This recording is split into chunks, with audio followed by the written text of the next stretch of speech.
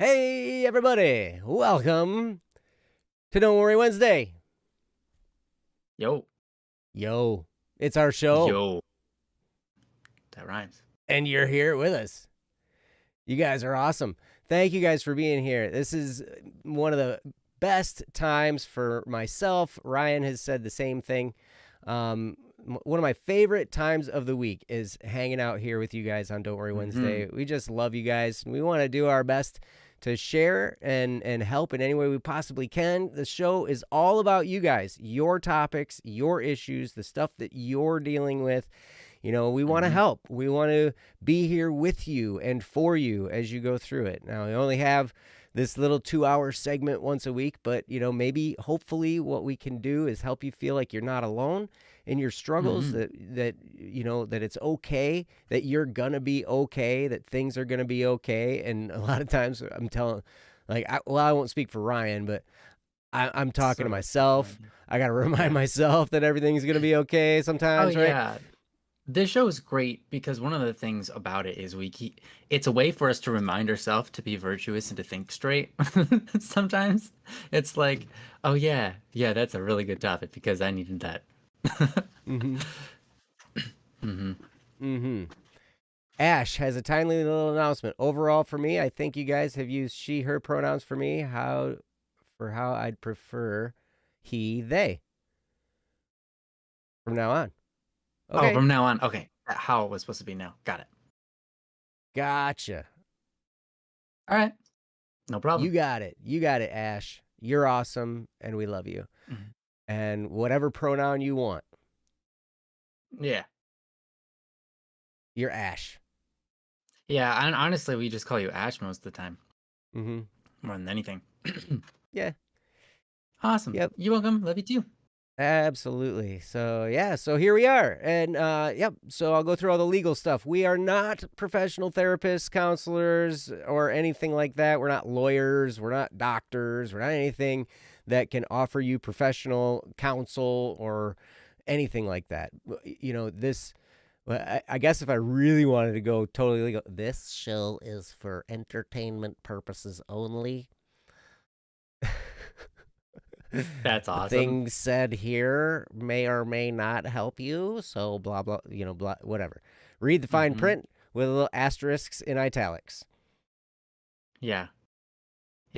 Don't try this at home. Don't try this at home. Don't try what we're doing at home. Don't do a live stream. Yeah, or you aim to help people and stuff, or even just, you know, enjoy yourself. Whatever. Right. Yeah. You don't dare do it. Don't you dare. It's way too much fun. But wait, don't try this at home. That should have a legal that should require a legal statement because you're giving a command to someone. Do not try this at home. Especially when reverse psychology exists. And what about down at the park? Yeah. Can I try it there? Down at the park. Oh yeah, right. It says don't try this at home, but can I try it at the park? Can I try it in the road? Try it at someone else's home? In the road? Gosh. Oh no. Can I try it at the train station? You never know. Or the Kmart parking lot or whatever, you know, like, hey. Yeah. All's fair, I guess. But anyway, no, this is we're not professionals at all, and we're not a substitute for professional counseling. And a lot of times we may recommend that you find a professional. I know that I have had a professional therapist now for going on 2 years. And it has been so helpful in helping me to unpack all the stuff that's been going on in my brain after years of just crazy and processing all of this stuff. It's just, you know, to have a professional there that understands how the mind works can be really, really, really helpful. But it's also helpful while you're in therapy, or if you're just figuring out problems and you don't need a therapist. It's very helpful to have friends and to have people around you and people that are going to support you and help you understand that it's okay. And, you know, like, so,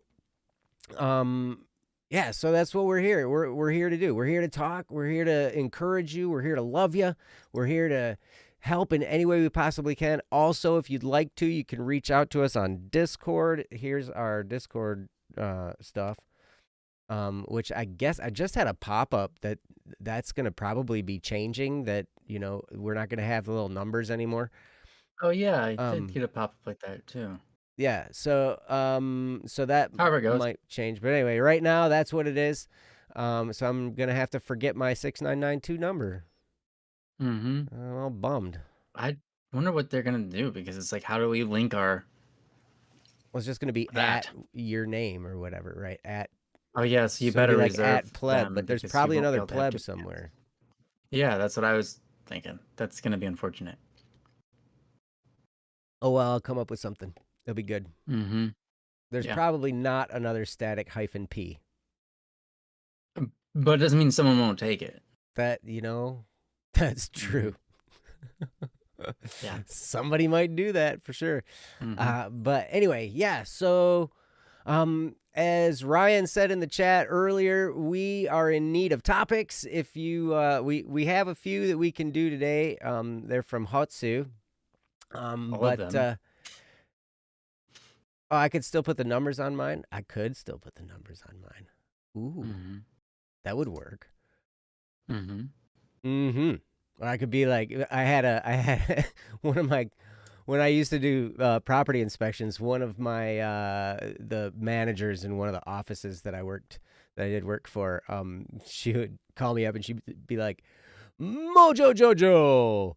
Oh, Remember that guy? yes, from the Powerpuff Girls. From the How could you forget? Powerpuff Girls. Yeah. That's right. But anyway, so maybe it'll be something like that. Who knows? Mojo Jojo. My kids came up with pleb nub, and that's what they named me years ago on my Minecraft account, and then it just kind of stuck, and so now that's my gamer tag everywhere I go. Right? So, Yeah. and I don't care. Whatever. But anyway, all right, cool. So Memorable. It is memorable. So if you guys have topics, go ahead and go to don'tworrywednesday.com. I can put that link in the chat one more time for you, just so it's easier to click. There you go. If you have anything going on that you'd like us to talk about, you can go to don'tworrywednesday.com.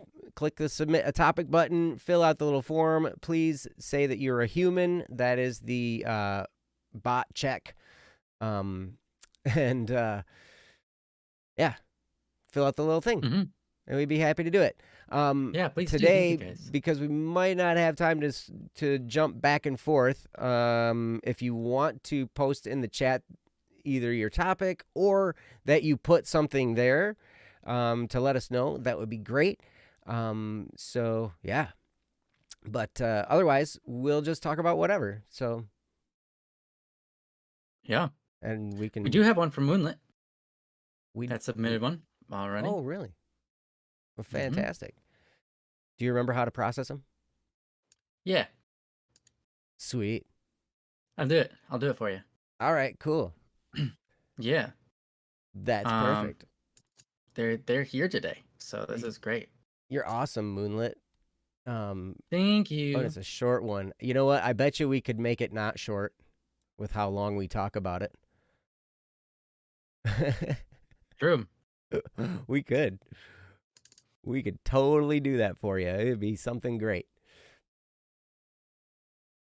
But all right. Let's see. So I think we'll start with, we have a few here from Hotsu, and I don't know. We've got, I think we already did the one about self-disobedience. I feel like we already did that one. There was one that I forgot to, it wasn't last time, but it was like 2 times ago. I forgot to fix and say it was answered. I think that's the one. Okay. Yep. So then we have another one here called beauty. And this might be a really, really good one to start with. That sounds great. So while you are figuring out... It's already done. Oh, well. That was super fast fun. Thank you, Dang. Moonlit, for keeping it short. Good job. Hey, there it is. All right. Well, we'll start with this one on beauty, and then we will move on to moonlets. But first, this is from Hotsu. I gotta get it up on the screen properly. Um, and I'll do that. So let's see.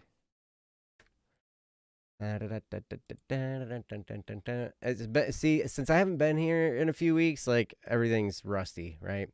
So Yeah. I apologize.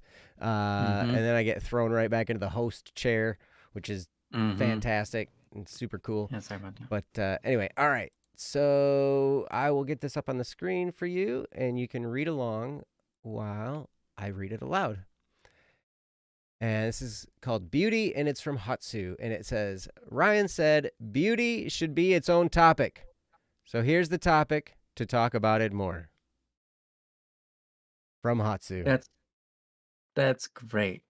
That is perfect. So I don't know. Should I leave it up there a little bit longer so you can read through it? No, that sounded pretty good. I got it. I You got a got it? handle on that. Uh-huh. All right, cool. We'll switch. But yeah, no, beauty is an amazing thing. There's a saying, beauty is in the eye of the beholder, right? And so some things that I might find beautiful, you might think are not beautiful at all. And Yeah, beauty clear. can affect all of our senses. A lot of times when we think of beauty, we think of visual beauty, but also there are Mhm. things that sound beautiful. There are things that taste beautiful and smell beautiful and Mhm. all these kinds of things. I remember, driving past a whole bunch of cow farms with a cow farmer, Mhm. and you drive past farmland and it smells like cow poop Yeah. Or naturally. just cow oil or whatever that is. Yeah, and then you might throw in It's a some cow. like warm sour milk if it's a dairy farm or something like that, and then you Mhm. get all kinds of stuff, you know. Yeah, But which it's smells it. different than a sheep farm, by the way. If you've Oh ever yeah, been through a sheep farm, it's a different smell. different pig farms. Oh, but man, it's so thick and it's just like I don't even know if I can breathe right now. I can't Mm-hmm. breathe. I don't know. I Really, don't think I can breathe. It's so thick. pig farms or sheep farms? Sheep farms. Sheep farms are.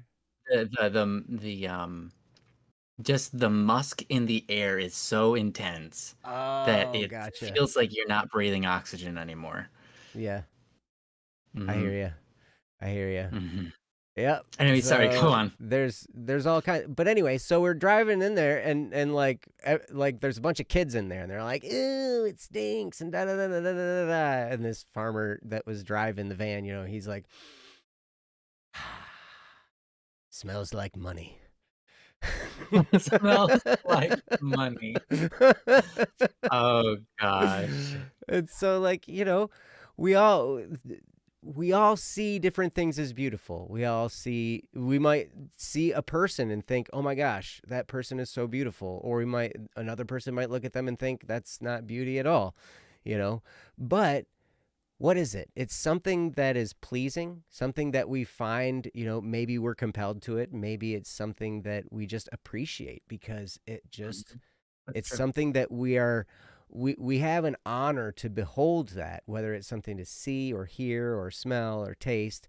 There's just, when you come across something that you find beautiful, you feel honored that you're in its presence, and it's Hmm. and it's quite a wonderful experience. So I know Ryan has a lot to say about this. I'm sure, because he and I have had conversations, and he's said a lot about beauty and all the different Yeah, there's things, a and lot. he's definitely got a sense for the beautiful. So, and he is Oh, thank beautiful. you. I mean, look at this guy. Look at him.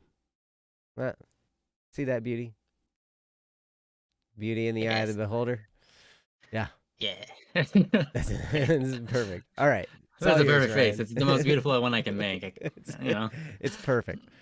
Yeah, it's perfectly symmetrical. Okay, that's not true. Anyways, so yeah, honestly, this is a really big topic and there's so many different angles. I really like where you started, Joe.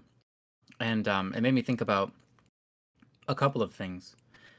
Um, the statement "I beauty's in the eye of the beholder." That brings about a lot of different thoughts, because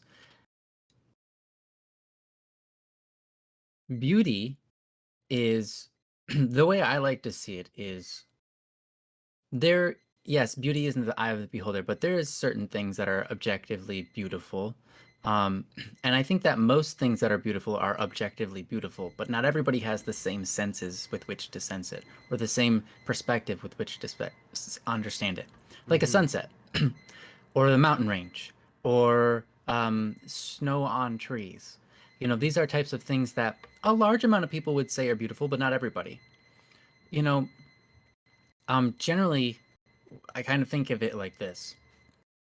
The fact is, it's beautiful, but we all have different tastes.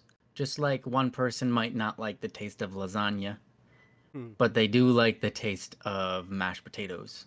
Mm.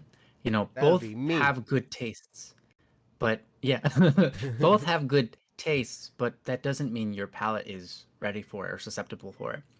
And that makes me think about, once again, faith. You know, faith is the like I said during our last stream. I think that most of you guys were here for, but faith is probably one of the most misunderstood or misused words in the English language. People debate about it, and they can't reach a common ground because their definitions are so different. And so I'm going to go over one of the definitions that exists, you know, since ancient times. Um, and that is the faith is a gift, which is which is um, the ability to see, the ability Mm. to experience, the ability to notice something. So in many contexts, like especially in the Bible or whatever, it uses faith in that context, such as you know, you have the gift of faith. It's not the gift of being able to trust. That's not it. It's not the gift of belief. Belief and faith are very different. Faith uses reason, but it's more so it's the ability to see, it's the ability to recognize what is more so in the scenario than can be seen, the ability to recognize what's there. And so I think that beauty is often like that. Each person has their own gift, and that is what directs their ability to see. You know, Princess used to be on the show, right? And Mm-hmm. her sense of beauty or her sense of faith, what she sees God in, right, um, would be different than what I see God in. Mm-hmm. And God is in both. Objectively speaking, I can recognize that, but it's not something I notice until it's pointed out. And it's same thing with Mm-hmm. beauty. You know, something that's beautiful might not appear beautiful to me, but if someone sits down and explains it to me, why it's beautiful, suddenly my mind can change and recognize how beautiful it is. And like Joe said, it's something that you feel honored to be in the presence of, something that you are that seems to have its own dignity to some extent, Mm-hmm. and that's really awesome. And so, right along with that, beauty is an interesting thing because it's like a war in our mind to some degree. When you see something beautiful, your mind says, I want to be connected with that. I want to experience that fully, right? And the problem is, um, you know, someone shared a great example of this. They went to a classical concert, and they had no interest in it. The reason they went is because there was this girl they liked that was going, and they said, you know what, I'm gonna go there. I want to go to that classical wedding just to be with that person. And they went, and he got in, he sat down, and he's listening to the pieces, and he's like overwhelmed with this feeling of this performance. And he's like, I didn't realize what I was going to see until I was there and I saw it. And the music touched me on a deep level. It made me experience different waves of emotion, and just I would sit in awe of like, oh, the melodies and the contrasting melodies and the way that they swell and reduce and make all these little changes. It was just so engaging. I wanted to be like a part of it. I wanted to exist with it. I wanted it to be in me. I wanted this beauty for myself. So I went and I bought the CD Mm. and I listened to it over and over and over and over, waiting for it to feel like that again, waiting for it to grasp me and fill me with that great sense of just joy and just I don't know, like this emotion and so on. And it was like no matter how many times he listened to it, he could never reach it. It got Mm. less and less and less beautiful. And it wasn't that the beauty was changing, it was that he's experiencing it different as it goes on. And it wasn't like he never thought it sounded good again. He still liked it. And he still listens to it today. And every once in a while, he might get an emotional experience out of it again. But it's never as enthralling. And he notices like that's part of the war with beauty is you want it to be in you and you want it to be perpetually in you and perpetually giving you those feelings because it's like wow, I'm really captured by this piece, whether it be music or a piece of art or just a situation you're in. You're like wow, that's ironic, it's so ironic, it's beautiful, different situations. And you're caught up into the beauty of something and you just like you want it to be a part of you, but it can't be. It's out there and it will never be in here. Mm. You experience it and you yourself are beautiful in a completely unique and different way, but you can't necessarily capture and obtain the beauty for yourself so as to have it and control it. It's outside of you. And that's a really interesting thing about beauty. That's sort of the war, the conflict, because you don't control beauty. You can try to create beautiful things and you can try to control the environment. But a lot of times beauty is realized. Beauty is noticed. It's not something that's beauty is discovered, not oftentimes not necessarily created. It's Mm. created by someone, but the beauty on the other side of that equation, someone's discovering it.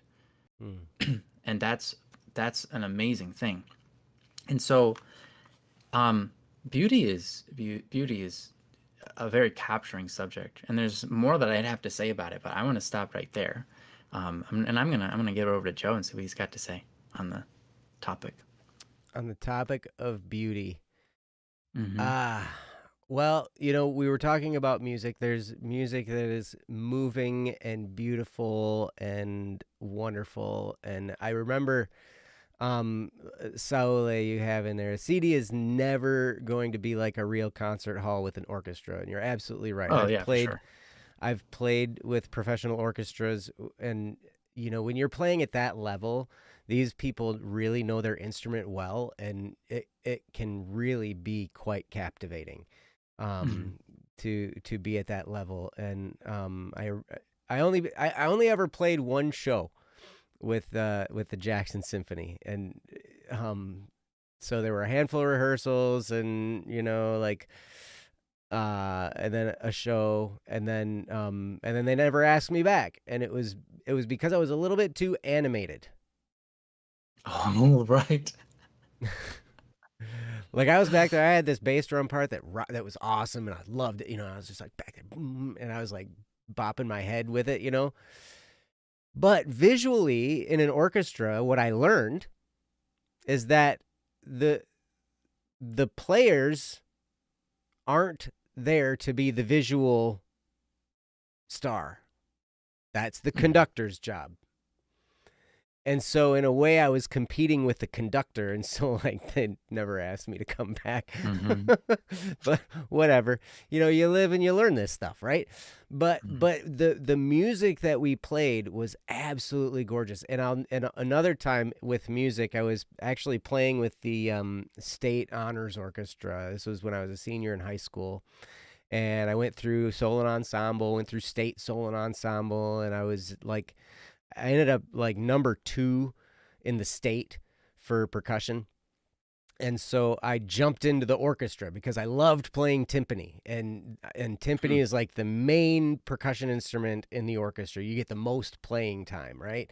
And Mm. so we were in there, we were playing this Dvorak piece, and I'll never forget the conductor this one time. Like, we were playing through this song, and I had this one little part where it was just me.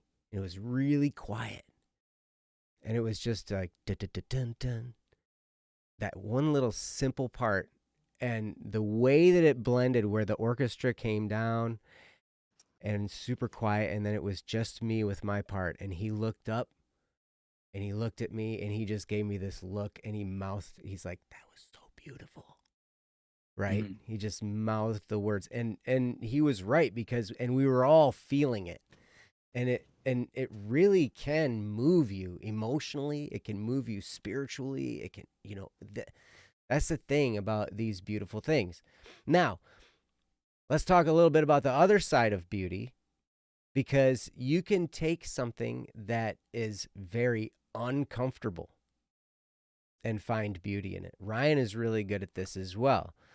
But things that are painful, things that are sad, Mm.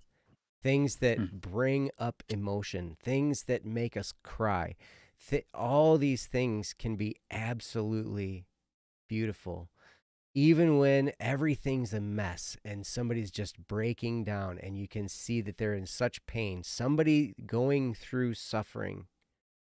While you want to console them, it still moves us emotionally. It draws us in because there's a beauty in that, right? It draws us to them and makes us feel for them, and it makes us be empathetic with them, and you know all this stuff. So beauty can be found in even those scenarios when it might seem like it's not beautiful at all, something that might look like just a train wreck, but in there are people persevering, there are people struggling and persevering and going through this, and that is Mhm. beautiful. Mhm. Is absolutely beautiful when you see somebody Mhm. struggle and when you see somebody break and you just want to go be with them because you just want to help, or you just want to console them or help them not be alone, and all of this, like the topics you guys send us, they're so beautiful, they're rich with emotion, they're rich with experiences of living, it's all filled with beauty. Mm. And it's an honor. It's an absolute honor to do your topics. It's an honor to read through them. It's an honor to understand the courage that it might have taken to send us a topic, especially one that's deeply moving and might strike you in the heart super duper deeply. And sometimes you're just going through these things, and man, who you were before the incident was very beautiful. But then after going through that painful time, and while you're in that painful time, that is beauty as well. And then afterward, you come out with such more depth of character and richness in your soul because you've plumbed the depths of your heart sometimes, Mhm. and it's been difficult, but you've persevered and you come out. And to me, that is one of the most beautiful things ever, is when I see somebody and they're suffering. They're having a hard time. And to watch them wrestle and not give up is beautiful. To see who they grow into as a result is beautiful. And all of these things, they come together and they form this existence, this life that we live. And there's beauty all around us. And if we would just stop and notice, there, I don't know, it's crazy. There's beauty in warm weather. There's beauty in cold weather. Don't let Ryan fool you. I don't know about that. It I know hurts. about that. There's I'm beauty yeah, in it's one pain, of those Ryan. things. There's beauty in Yeah, pain. that's right. That's right. That's right. No, there um, is beauty in it. It's part of what defines our reality it, that there can be comfort in a normal setting with where the heat is just right, but there can also be a too hot and a too cold. mhm, And that coldness is needed for certain chemical reactions, which are really cool. And that also certain trees and stuff grow out of it, and it's pretty cool, mhm. even if Yep, it's painful for me. you're absolutely right. You know, I got to experience yesterday some pretty awesome beauty. It's been crazy. The weather here in Michigan has been just absolutely nuts. Like Monday and Tuesday, it was like 80 degrees and sunny and hot, and like you run around with as few clothes on as you possibly can. Actually, Ryan still bundles up, I think, Hmm. when it's Oh 80 yeah, degrees. Yeah. I do. Um, but I got myself some sun because I went just a handful of miles away from my house, excuse me, is this little park. And it used to be a gravel pit. So Hmm. they were mining gravel and dirt and aggregate. And I think about this and I'm like, I remember when it was just a gravel pit. I remember going with a friend of mine when we were younger, and we would just run over there with fishing poles, and we would go fish for a little while before we get kicked out of there. And like, because gravel pits, they would generally have some fish in there, and so we would go fishing. But they were dangerous because gravel pits can, you can step and slide in and really have a hard time getting out because gravel is so it'll just avalanche or whatever it is. Not avalanche, but rock slide. That doesn't sound Rock right slide, yeah. either. But anyway, so it's hard to have sure Well, that's not footing, it. No. so it's a Yeah. dangerous place to be. And so that's why they didn't want us there. But now they've taken this gravel pit and they've turned it into a park with a lake, and and there's a beach now. They've put sand down for a beach, and they've got this great kayak launch area where you can just drag your kayak from the parking lot down this little wooden thing down to the lake and put it in. And I spent part of the afternoon yesterday getting cooked by the sun, sitting out, Ooh, floating around in a kayak, and this sounds tooling nice. around this little lake that used to just be a mining operation that provided gravel for the roads in the area and for housing and for development and for all this different for people's landscaping, like all this stuff. Like, so they dug all this gravel out for years and years and years and years and years. And now they've taken it and they've made it into this park where people can just go and enjoy it. And it's a great lake. There's little islands all around, and I would just go and paddle around the little islands and stop by. There's this one particular island. Did you ever hear that you need to go to a happy place in your head? Mm. Like you can't, like, you take some deep breaths and you close your eyes and you picture your ideal spot. Did you ever do that? I've attempted to some degree to figure out what that might be, Mm-hmm. but um, I've definitely heard of a lot. I've heard that a lot. Mm-hmm. Yeah. Hmm. So I've done this, and I've had to do this through, like, during self hypnosis and all this kind of stuff, right? And so, like, that's part of the deal. You walk down some steps as you take these deep breaths, and then you end up at this place that's your ideal spot, and you just spend some time soaking in what this place looks like. And I can remember so vividly because I created this place in my mind of this ideal spot, and I found it in real life at this park, Whoa, that's awesome. which is crazy. Like so much is very similar. Like Maybe the shoreline was just a little bit different, but the way the sun was shining through the trees, the way the breeze was blowing on my face, the way I could smell the water, all of this stuff. Now, I will say this, in my ideal spot in my mind, there was no goose poop. Oh, But here you should have included that. here there was lots of goose poop and goose nests and eggs and all kinds of stuff, right? Like there's nature all around you. But I can remember just sitting back and looking up, and I was looking up at the sky through these trees, and I was like, this is the spot that I've created in my mind for so many years, and it actually exists in real life.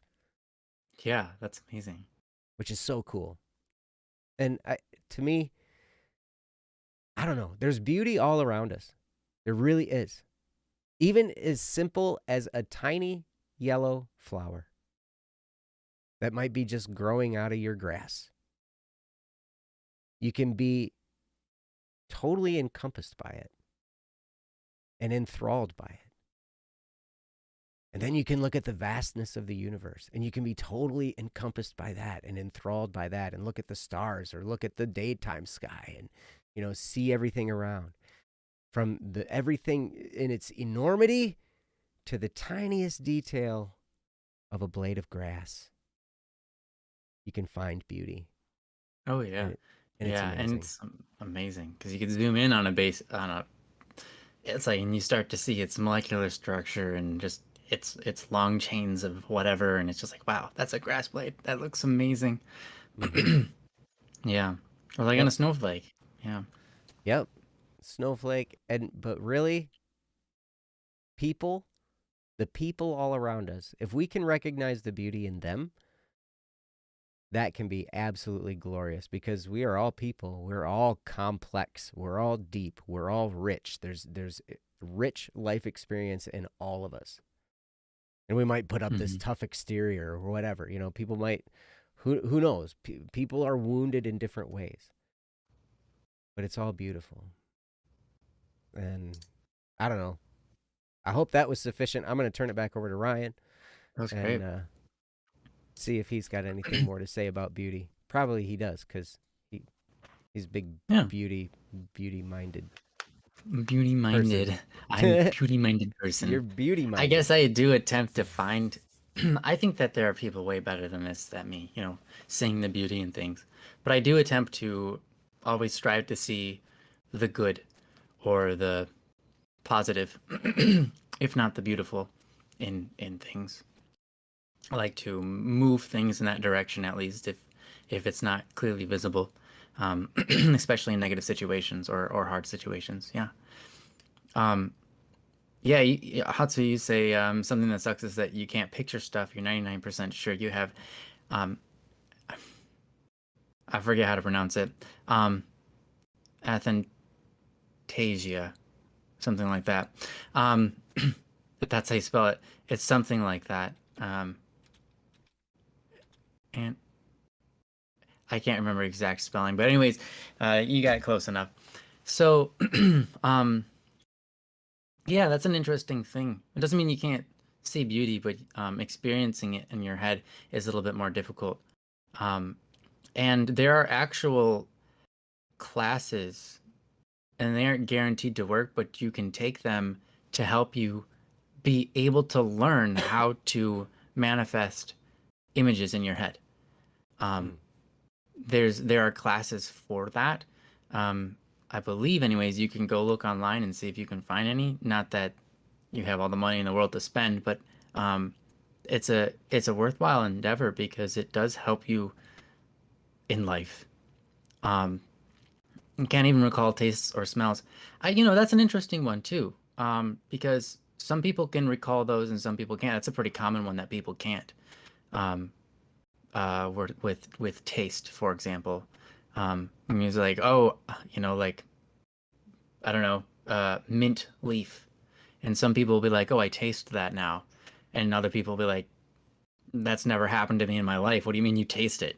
It's not on your tongue. What's going on with you? It's something wrong. So yeah, I mean, we all have different propensities to do different mind tricks to ourselves, which is kind of neat. Mm-hmm. Um, I think one that's pretty rare is seeing things though, because I mean, seeing things in your head is one thing, but like seeing things in reality, that gets scary. Mm-hmm. It's like Cookie Monster. Now you actually see a Cookie Monster in the world or in the room with you. That'd be weird. Anyways, oh, burnt toast. Yeah. Wow, that's a smell. You know, toast is Burnt up there toast. of one of my favorite smells. Especially burnt Burnt toast. toast? Burnt toast, maybe not. It's beautiful. Hmm. It's a beautiful reek. Aphantasia, that's how it's. Thank you. That's it, Salad. Thank you. It's definitely how you spell it. Um, the inability to form mental images or of objects that are not present. Yeah. So, anyways, I guess one little quick more tidbit on beauty I can share. Well, I guess two. One thing there was this philosopher slash theologian. Um, he wouldn't call himself either. His name is, I've quoted him a few times. His name is Hans Urs von Balthasar. One of the Mm, coolest names ever that is a created. cool name. I wish that was my name. Me It's four too. names long. Hans Urs von Balthasar. Um, yeah, yeah, me three. I'm gonna second myself. Me next. Me next. All right. Well, Joe and I are going to be changing our names someday soon. But until then, we'll be Joe and Ryan. But eventually, you might see two Hans Urs von Balthasars up here. We'll give you the double cup of Hans Urs von Balthasar show. Anyways, um, so yeah, no, he studied.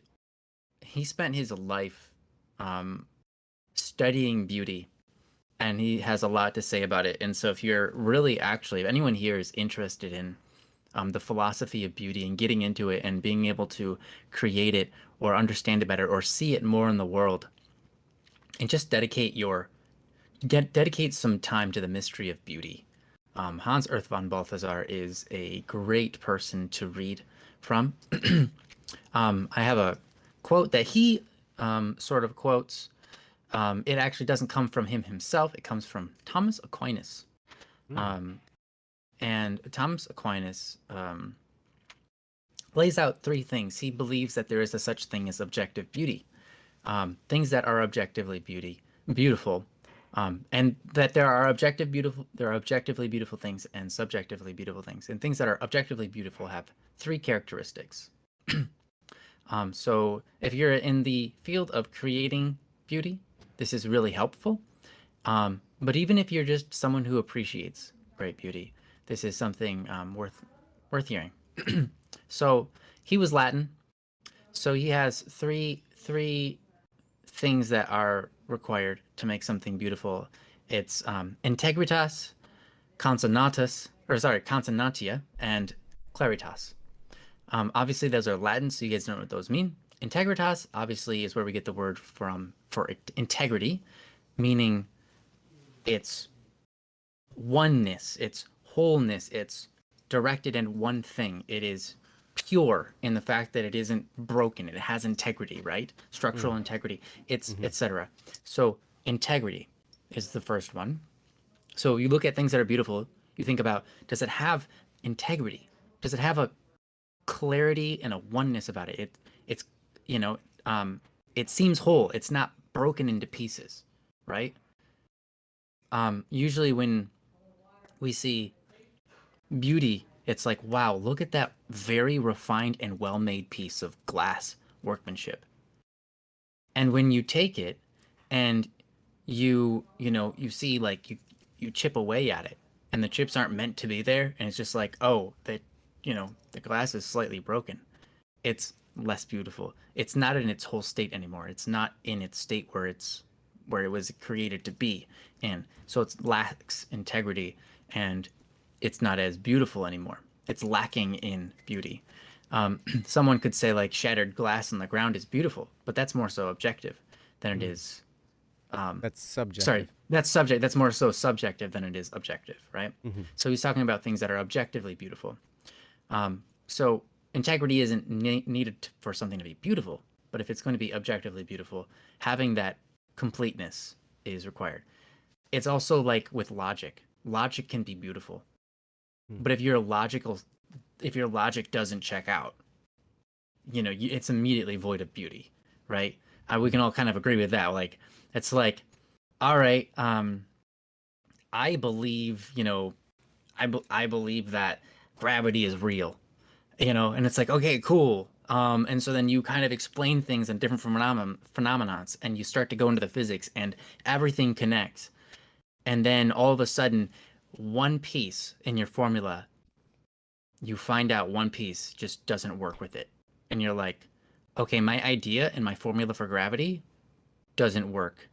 And now immediately it is no longer considered a possibility for gravity, or that something is off and it's no longer beautiful, and it's not something you want to submit your life to and say, yeah, this is the truth. Because you look at it and you're like, that's there's this one thing that's wrong with it. I gotta fix that. I gotta fix it. I gotta know why is that wrong? It sends you on a journey because you're like, it's not right. It's not beautiful. It's not perfect, And so it sends us on a journey to go out and to try to make it whole, make that formula for gravity, whatever that is, right? To fix it and make it working. And so that's integritas or integrity. Second one is consonantia, or it's like what's the best way to say this? Let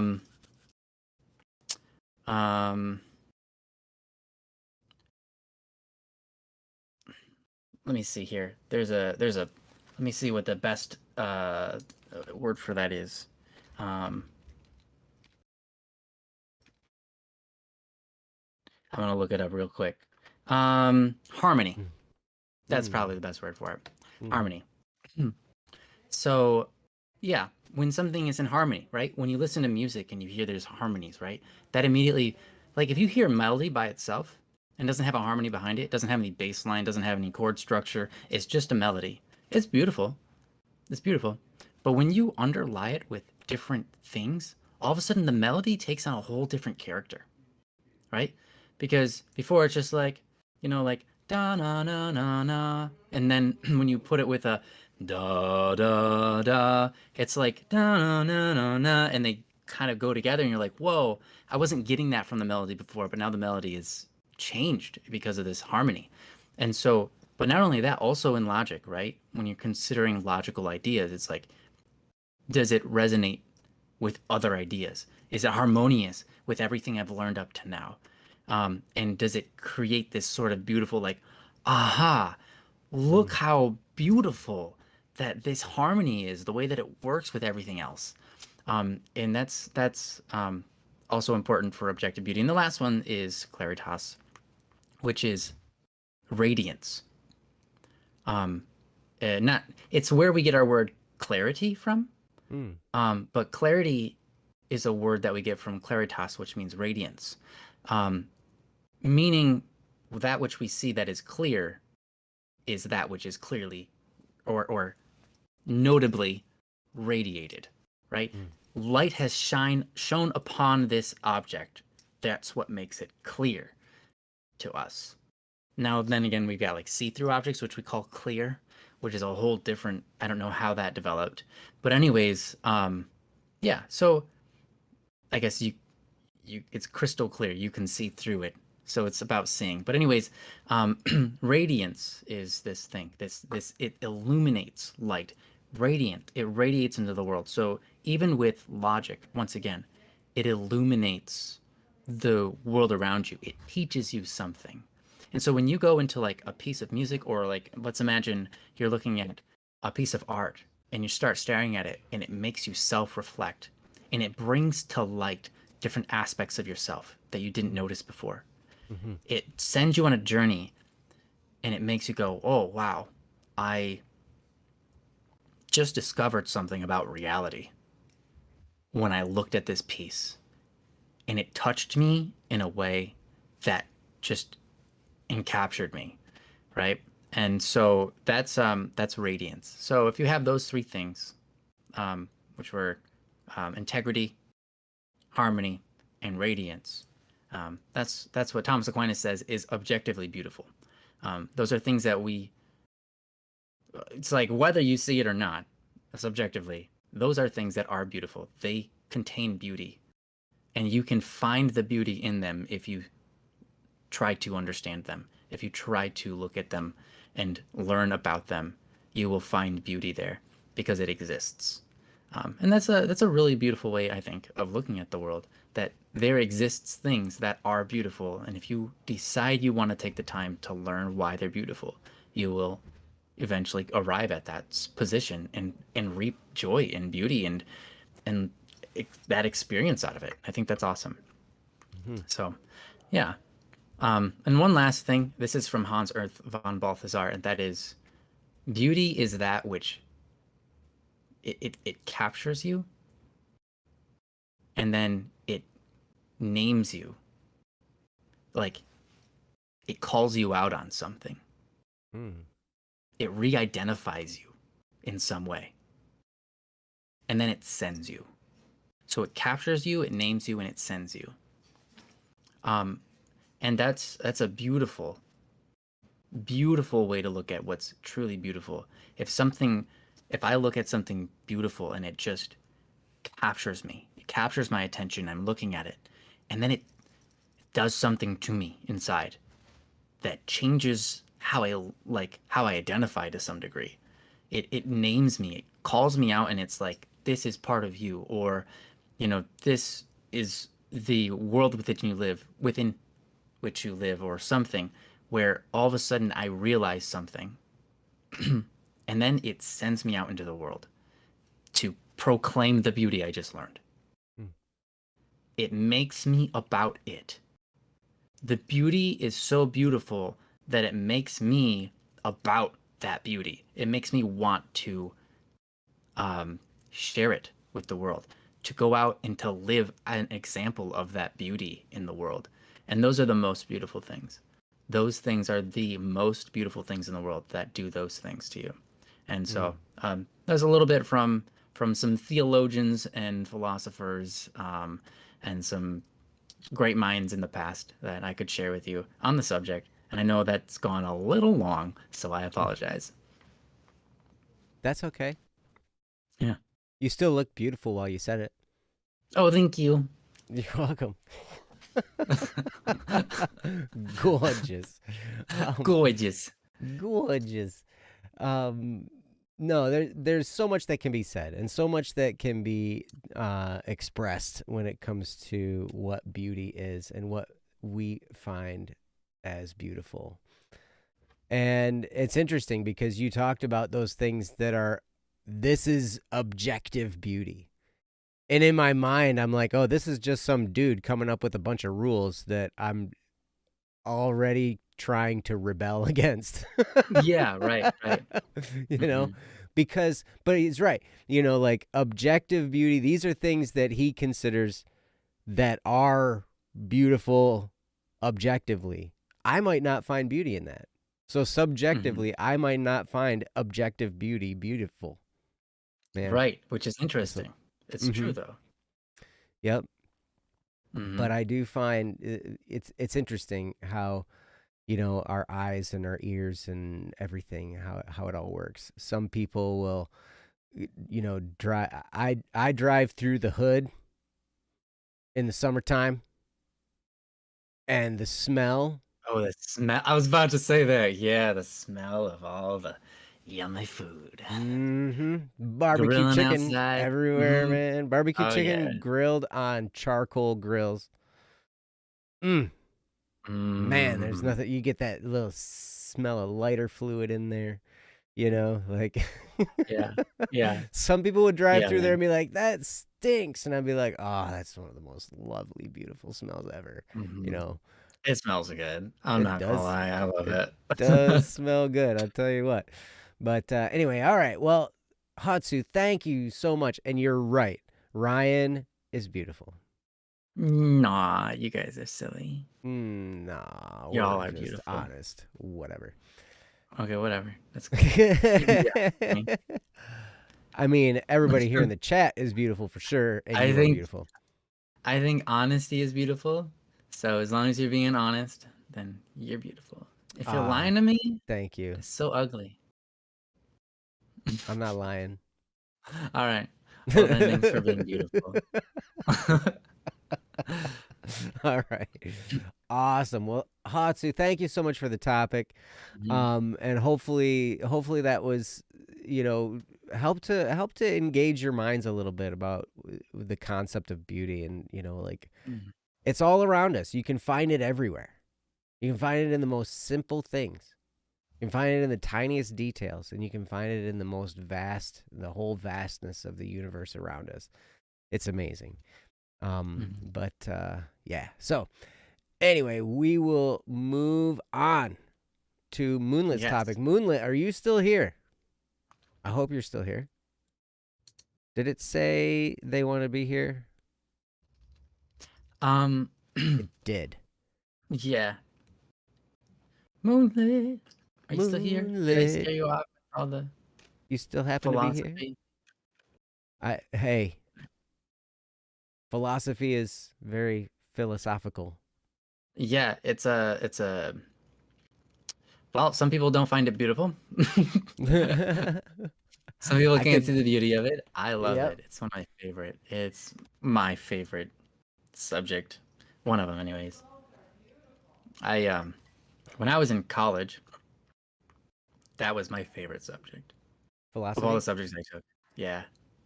I It's too enjoyed bad philosophy being a too. philosopher is not really a very high-paying job to any degree. Well, unless I you're a don't know what. philosophy professor at a big school somewhere or something, You you know know, what then though? you That's might funny make because decent money. all philosophers ultimately end up just becoming teachers. It's true. So that actually plays the field. Even if Yeah. you're talking about like Socrates and these guys who just Yeah. spoke in the square, the town Yeah. square of Athens or whatever, Right. right? Like these guys, that's what they did. They just talked. Yeah. They talked about Yeah. life and they talked about the universe. They talked about everything around us and they talked about all this stuff, right? I mean, hey, Hmm. it's philosophy. And how we engage with life itself is pretty cool. I guess this could be a philosophical show at times. Yeah, I'm sure it is. Moonlit. I'm just gonna give your shout out and your name a shout out one more time, Moonlit.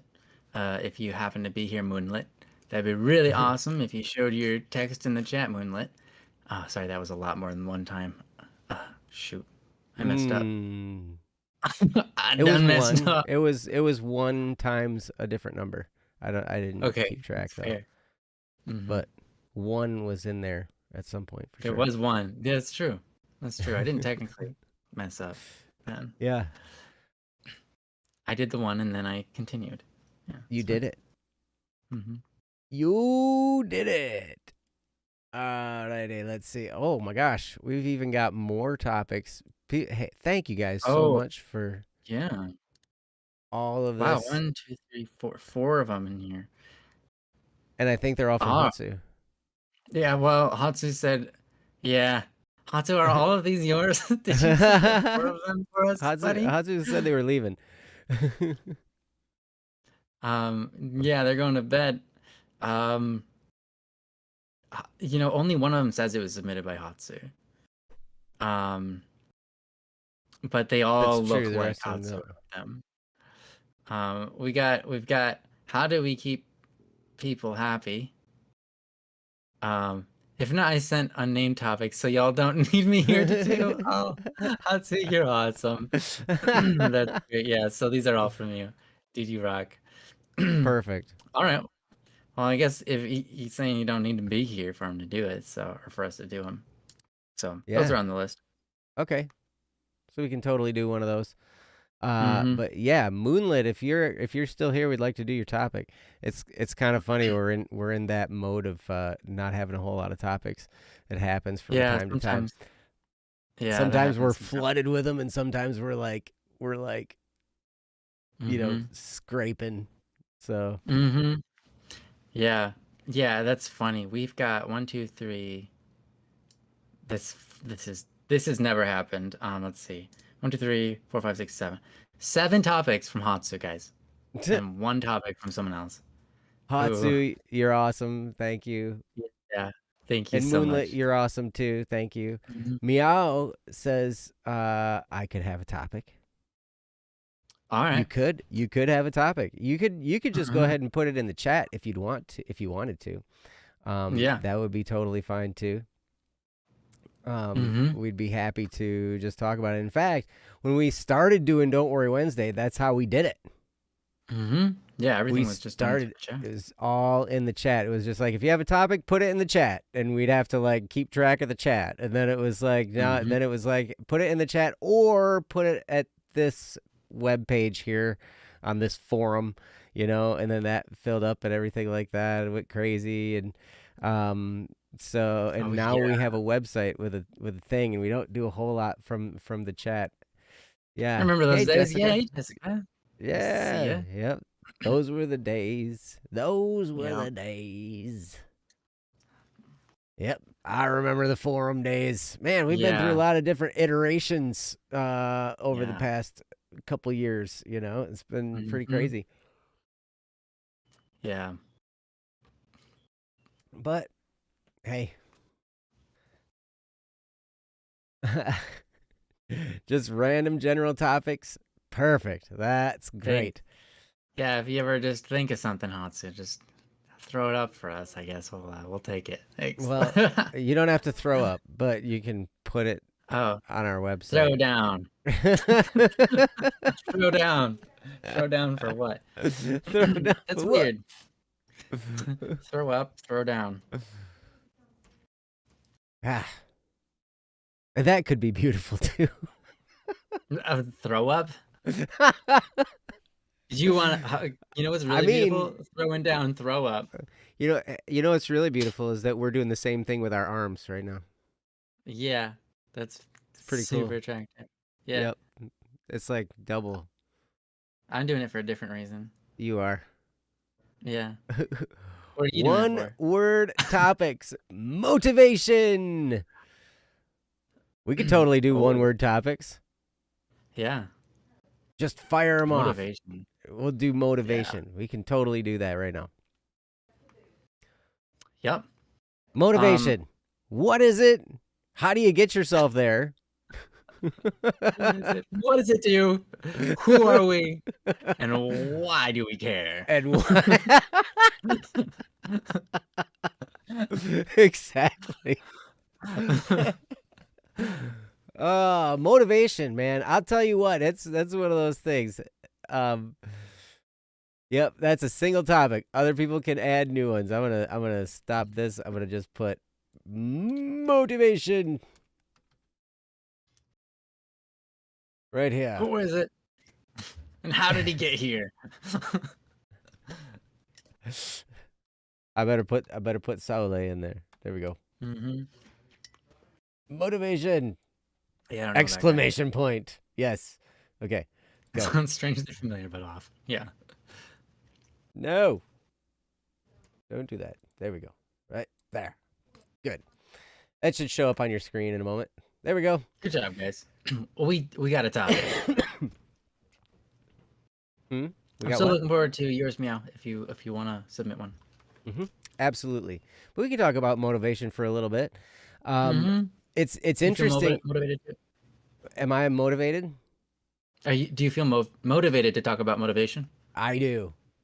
Okay, good. I do. All right. Motivation. I don't know the Webster's dictionary definition of motivation. Submit it or put it in topic. You could do either. You could submit it on our website, or you could just put it in the chat. That would be fine too. Either way would just be yes, meow. Exactly. But yeah, motivation is one of those things that can be hard to come by. I will say that. And being able to motivate yourself is one of those skills, right? Where as you start to learn to push your own buttons, You start to learn to know the things that give you the energy to do the things that you feel like you need to do. Now, sometimes you go through stages of life that are really difficult and really exhausting and maybe depressing. And it can be really, really hard to find any motivation at all. And it's crazy because one of the answers to getting out of that stage is to do something, anything. Yeah. Just do something. Right? And I've been there before. I can remember I'm totally like stuck in my own thoughts, and I'm just sitting there in my chair, and I'm just like ruminating, and I'm thinking, and I'm going through all this stuff, and all these mind issues are just like attacking me, right? And I'm stuck. Mm-hmm.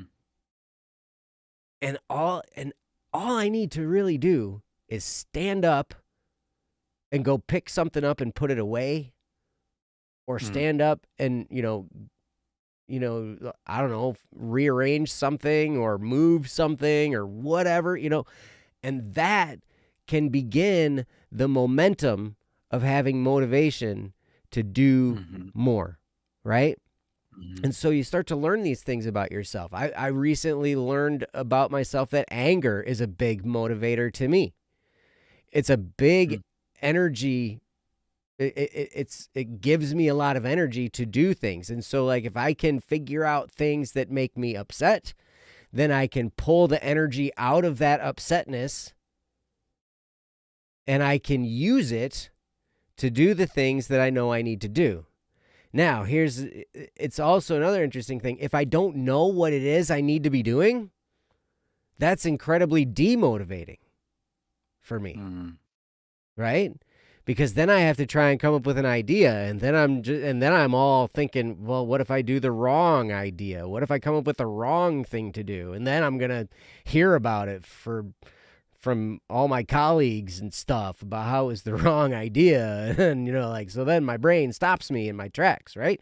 So then there comes a time when I'm just like, hey, whatever. I can remember growing up, my dad was like the best geometrical, like Tetris type guy. Like dude could load a dishwasher like you wouldn't even believe. Like he could get the most dishes in there. He just saw the whole thing, and he saw the dishes that needed to be put in, and he would just rearrange everything. And so I finally got to the point, like I would put dishes in the dishwasher, and then like 5 seconds later, he's moving them around. And that to me is demotivating. When somebody is correcting my work for me like that, rather like if they wanted to tell me like, hey, can you, like, this might be a better way to do it. Like, that's a little bit better because at least then I'm doing it. But when I do something and then it's seen as incorrect and then somebody comes in and fixes it for me, like that's demotivating for me. So I got to the point where I was just like, I would just leave my dishes in the sink. Like, you know what? Because I'm going to do it wrong. So I am not motivated to put dishes in the dishwasher. Right? I just out of a funny practice, you could say instead, I am motivated to put dishes in the dishwasher just so I can watch him practice his Tetris. Just to watch him do it, because he's gonna do it anyway. It's like, I'm just gonna do it just to watch him. Yeah, just to play with him. That would be kind of. I should have thought of that. It's not I was very too nice, wrapped up in my honestly. own emotions, right, and my own imperfections, right, and all this stuff, and so it's whatever. And so finally, then I get to the point where I just like throw plates on the top rack. Yeah. And just stick stuff in there wherever, because I'm like, you know what, it's gonna be wrong anyway, so who cares? But I'm gonna put it in there. But if you can figure out these things about yourself, you can learn how to motivate yourself. And you can learn what to stay away from. Stop demotivating. Exactly. Right? Because I find it's on a continuum. We're either moving forward or we're moving backward, but we're never really standing still. If we're standing still, we're kind of moving backward. Does that make sense? If for the longer that I do nothing, the more demotivated I get. But if I can get myself to do one little thing, that increases motivation in infinite percentage, because I was at 0 before, right? And then to go from 0 to like a half is infinitely more, right? Yeah, accurate. And Mathematically then speaking. and then you can just build from there, right? And so I find for me, and I find for a lot of people as well, that motivation works best if you can just start. And then you will find more and more energy and more motivation to continually do more and more and more. And before you know it, you're seen as this super hard worker guy, right? Or, super productive person. And it's just like, all I did was I just started, and then I just didn't stop, and I just kept doing more and more. And it gets, life can be a lot more exciting that way. When you're sitting in the doldrums, it's kind of like, it's kind of bland and drab, right? But when you're doing things, it's a lot more exciting. So anyway, I've talked for a long time. Ryan, you talk about motivation. It's your turn. All right. I'll give you my best. Yeah. Motivation. So you said I don't know the definition. That's fine. Motivation comes from motive. And it's the action which creates motive. Or not action, it's the thing which creates motive. And motive is your reason for doing something. So what's your motive? What's your reason for doing that? And so if you have a, what's the actor in that is your motivation. So sometimes you aren't your own motivator. Sometimes it's other people. Sometimes it's the world around you, just different things that you see. But ultimately it's a mind game. And that's what makes it most difficult, because you think, I am me. I should be able to decide for myself, blah, blah, blah, blah, blah. But unfortunately, humans aren't so free so as to decide for themselves what they're going to be motivated by. And that makes it very difficult to live your life purely on motivation. I think, Sawale, you're the one that brought this topic up. We've talked about motivation quite a few times. I'm going to repeat myself a little bit here on something. It's an important thing, and it's something that I need to hear as well. But relying on motivation to act is putting the cart before the horse. Motivation is a reaction in itself. Motivation is always a reaction. It's a reaction to something you experience, something you think about, something you see, something someone else does or says. It can be like, technically you're motivated when someone says something wrong and you're like, I gotta correct them. They just messed up. You're motivated. But it's a reaction. It's always a reaction. And if you're waiting for a reaction before you decide to do something, well, you're putting the cart before the horse. The horse is supposed to drag the cart.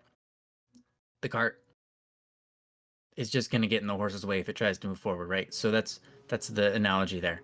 And so sometimes when you don't feel motivated, you have to decide, you know what? I'm going to do this despite my motivations. I'm just going to do it. I'm going to do it with strength. I'm going to do it with let's go get it done kind of attitude, and we'll see where we get. And you commit to it. And commitment, I think, is the virtue, right? If you will. Motivation isn't a virtue. It's something you hope for because it makes doing the job a lot more fun and enjoyable, or whatever it is that you're doing. It compels you, but commitment is you deciding that you will do it regardless of how you feel about it. Commitment isn't such that like, I'll do that if I feel this way. Like, I guess you can make that commitment. Like, I'll do it if I feel this way. But generally speaking, if you decide this is what I'm going to do, It's a regardless of all other things scenario or sort of statement. So to commit fully to something, with prudence, of course, with prudence, um, with in your best judgment and wisdom. There are times where your commitment is wrong and you need to pull back, and you realize that. But regardless, when you commit to something, that's going to get you a lot farther than motivation. Mm-hmm. Perseverance will get you a lot farther than motivation. And so, again, to rely on motivation is to put the cart before the horse. Now, you wanted to talk about motivation, so there you go. That's a little tidbit. That doesn't mean motivation is bad. Motivation is a good thing. Can you train your mind to be more motivated? I think so. Because motivation is an emotional reaction. And how much do we see in the world that we have trained ourselves to be emotively reactive? Some people, like Joe, for example, he finds himself capable of getting angry over many things. Mm-hmm. Not that he's an angry person, but he can Oh, use it but as I fuel, am. and so he allows it. Okay, he's gonna call himself an angry person. That's that's something that can be learned. That's something if you focus on the emotion, you'll find more things that give you that emotion. Right? If you focus on things being negative, you'll find more negative emotion. If you Mm-hmm. focus on things being positive, you'll find more positive emotion. If you focus on joy in the world, you're more likely to experience that joy from the things around you because you're going to be looking for it. So I think that theoretically speaking, if you focused more on motivation in your life, actively making it part of looking out for it, looking out for motivators, things which you are reacting to experience and change your drive for something, or to give you that that that compelling emotion. Um, yeah, I think you could easily train yourself to find more motivation. Um, Again, that's theoretical. I've never done that. Um, do I think it's worth doing? Yeah, to some degree. Again, with the um, what's that word? Disclosure of motivation isn't the answer to all work-related problems. Um, but I think to some degree that could be a great deal of help. To reassure yourself of what sort of things are motivating is good. And again, what's the definition of motive? It's those things, the reasons why you do things. So reason is probably really important. Um, why are you trying to do what you're trying to do? If you don't believe in it, or if you're not sure it's going to be helpful, if you don't know why you're doing it, definitely look into it. Try to figure out why exactly you're doing it. And you might find that, you know what, maybe this isn't the road I want to go down. And otherwise, you might find, oh yeah, and you re-solidify your reasons, your emotions, because you had to revisit it to do so. And so there's this thing called dream building. Mm. And dream building is a very effective motivator. It's a very effective motivator. Dream building. If you set time apart, like once a week, to just dream build. What is dream building? Um, you come up with things that you want, or want to experience, or want to have, want to do, etc. And you daydream about them.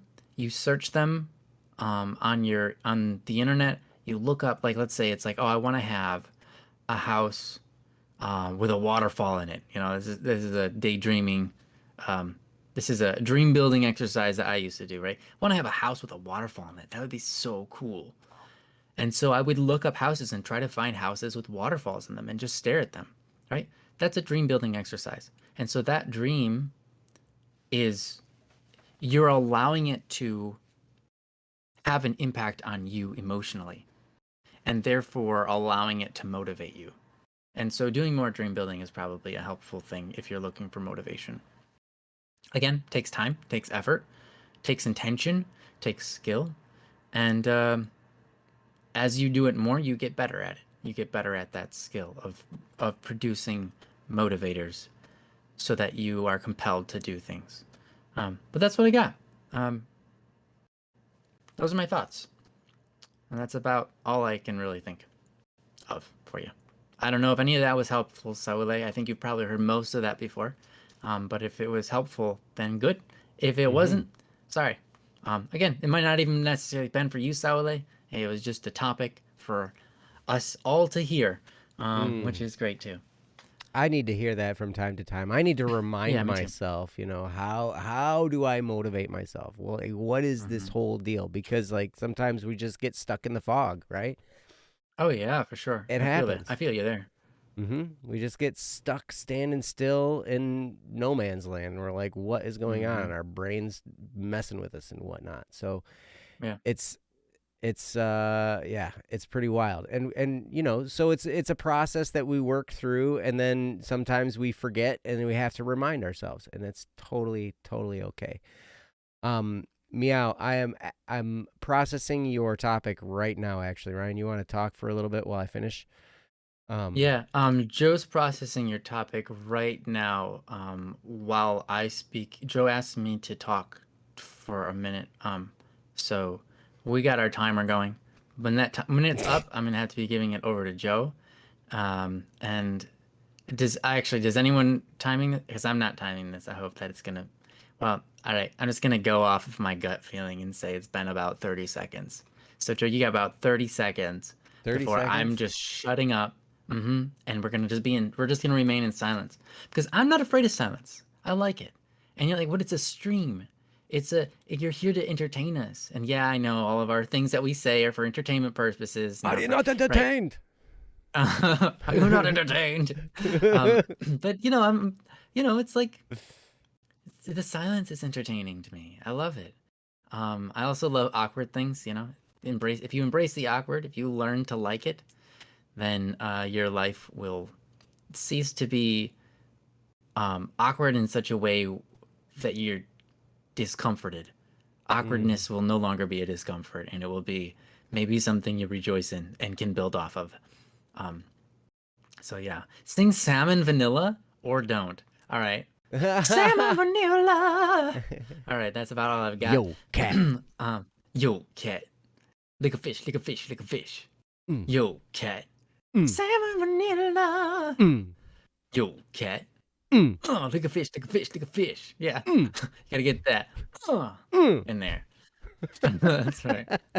All right, that's my minute. My minute is up. Perfect. Joe, It is. yeah. And I finished. And Meow, I'd really like to do this topic if you don't mind. It's something that I feel like I know some things about, and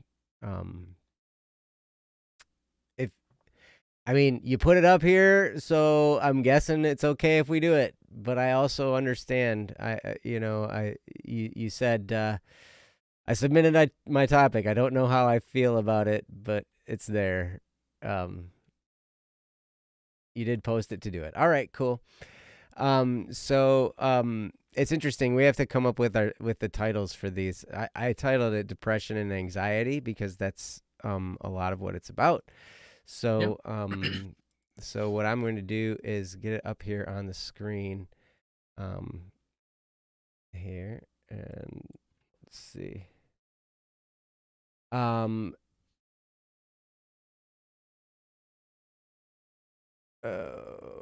dokie. Oops. Dang it. Let's try this now. Okay.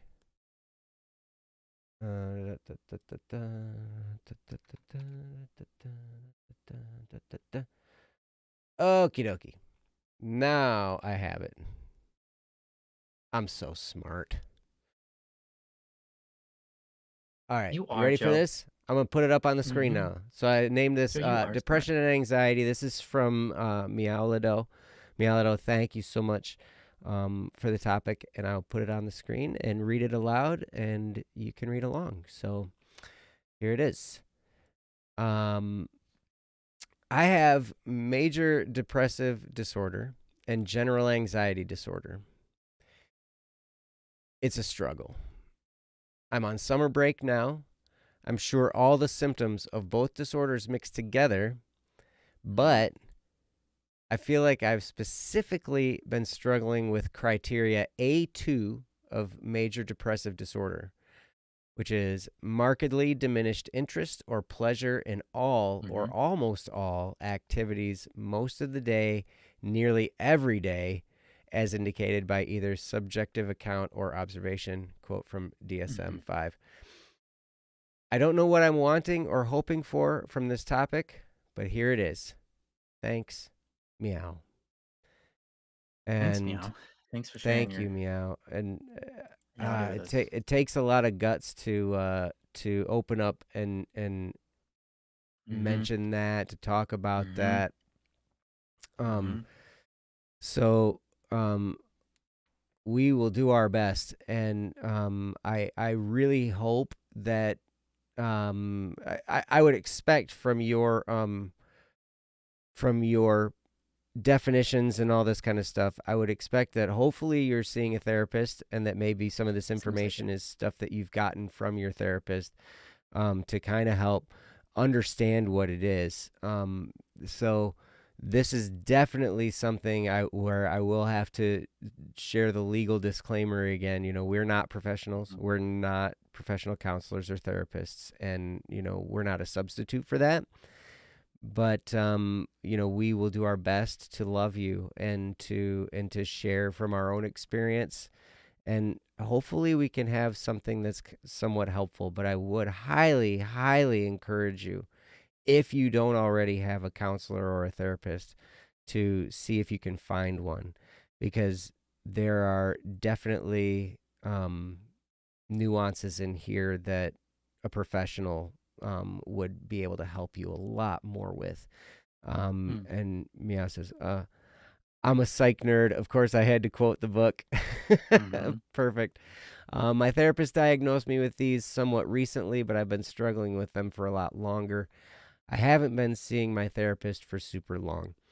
Okay, that's totally fine. And, I hadn't seen my therapist for very long before we dug right into my situation, where also I was struggling from extremely severe depression and moderately severe anxiety. So I wasn't showing anxiety is like you have bodily reactions to things, like your heart pounds, or you're shifting your weight, or maybe you feel unsteady, or your face is flushed, like actual physical bodily reactions are what they kind of categorize as anxiety.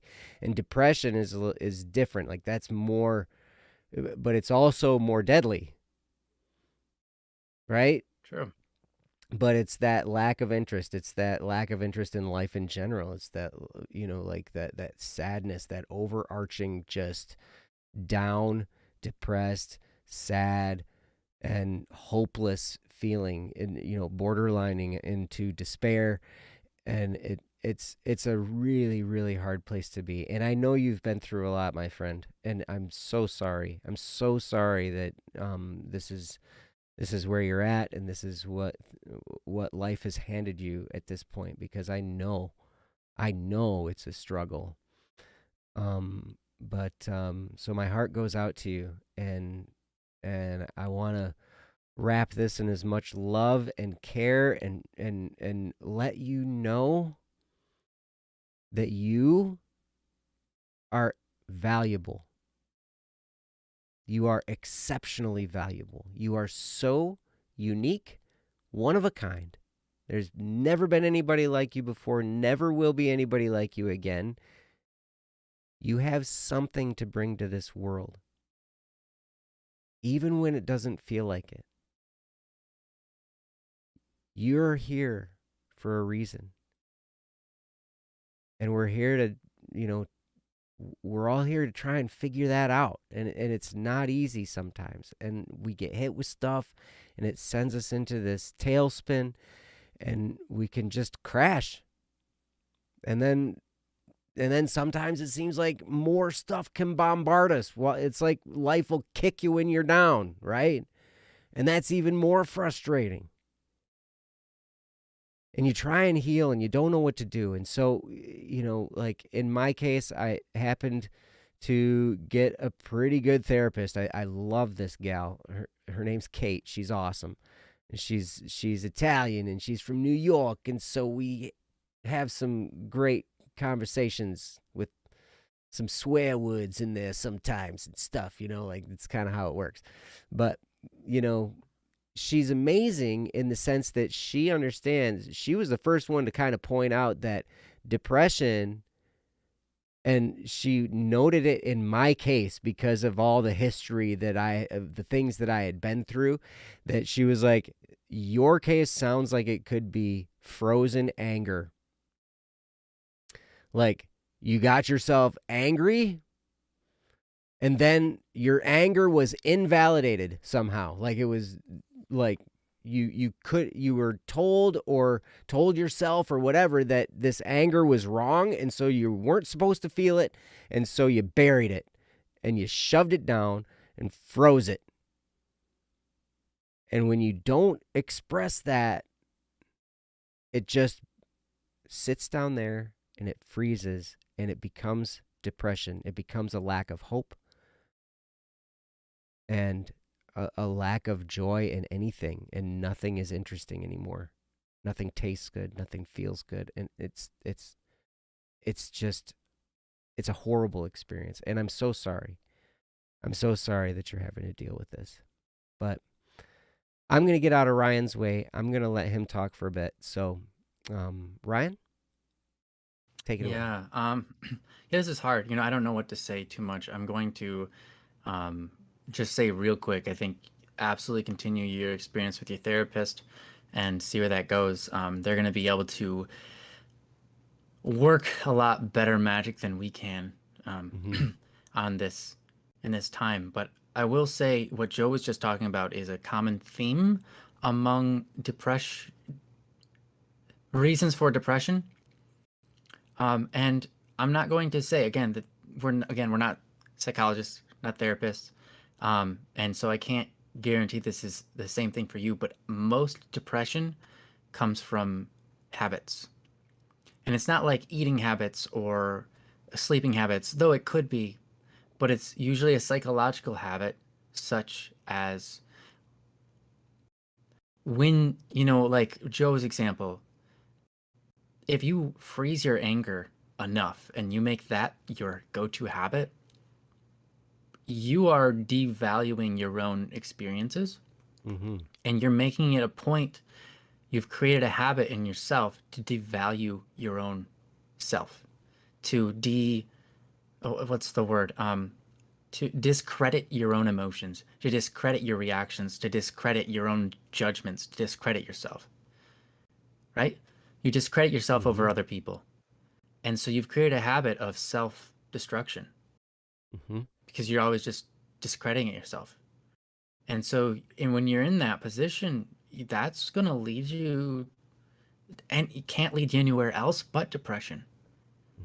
Because if you don't value your own experiences, if you don't have a value on your own, like if you discredit them, then how are you going to taste life? Like you said, things become like tasteless. You experience very little joy in or pleasures in almost all activities. And that tends to be the case with many depressions. And it's like, well, yeah, you've discounted your own experiences. So now you're having one right now, but you're not going to be able to find pleasure in it because you've shut that side of you down. You don't credit it. You don't count it as good or valuable. And so I think that tends to be the case when you go through that kind of mental experience. And it's not like we decide one day that we're going to do this or believe this. It's more often one of two things. Either we're told a lie and we believe it, and that changes the way that our mind is calculating things around us, or we see something in the world and we understand it wrong, and to no fault of our own, we understand it wrong, and we live with that idea about the world in our version of our understanding, and we use that ultimately for our own downfall. And it's very, very sad, very, very disheartening, because it's neither of those are choices we decided to make for ourselves. We live in a world that, it's fallen. It's not perfect, and there are we make an enemy of ourselves just by our perspective of things, or by other people that have taught us how our perspective should be. So a lot of times in therapy, what you're gonna do that where you've been led wrong, where you're thinking about yourself and the world has been led wrong, so you can fix it to shape it closer to reality, so that there's not this drastic chasm between you and reality, and this sinkhole that you're in, where you're just like, well, yeah, you're stuck in that chasm, because you don't know the way out, because you don't know where you went wrong and why you have that habit there in the first place. So it's a very difficult struggle. So I'm really happy that you're seeing a therapist, Meow, and I really hope that you keep on with it, and find out what that thing is. I'm not saying 100% that it's a habit generated within your mind, but generally that tends to be the case. For most depression, it's caused by habitual form of thinking, and it's usually about yourself. It's usually about yourself, or something you're doing to yourself. Certain way that you see yourself, or you justify or de-justify certain behaviors. And depression can even spawn from justifying yourself. If you justify yourself too much about certain things that you probably shouldn't have done, it can make you, it can depress you as well. So a lot of these are obviously, it's like, well, depression is in the mind, so he has to solve it in the mind. And generally, that's true, but it isn't obvious to us that there's something that we're habitually thinking that we need to change. I don't think that part is obvious. I think that part is discovered, and then when you discover it, it allows you to start picking it out when it happens, and start acting out against it, start recreating new habits. And that's a beautiful thing.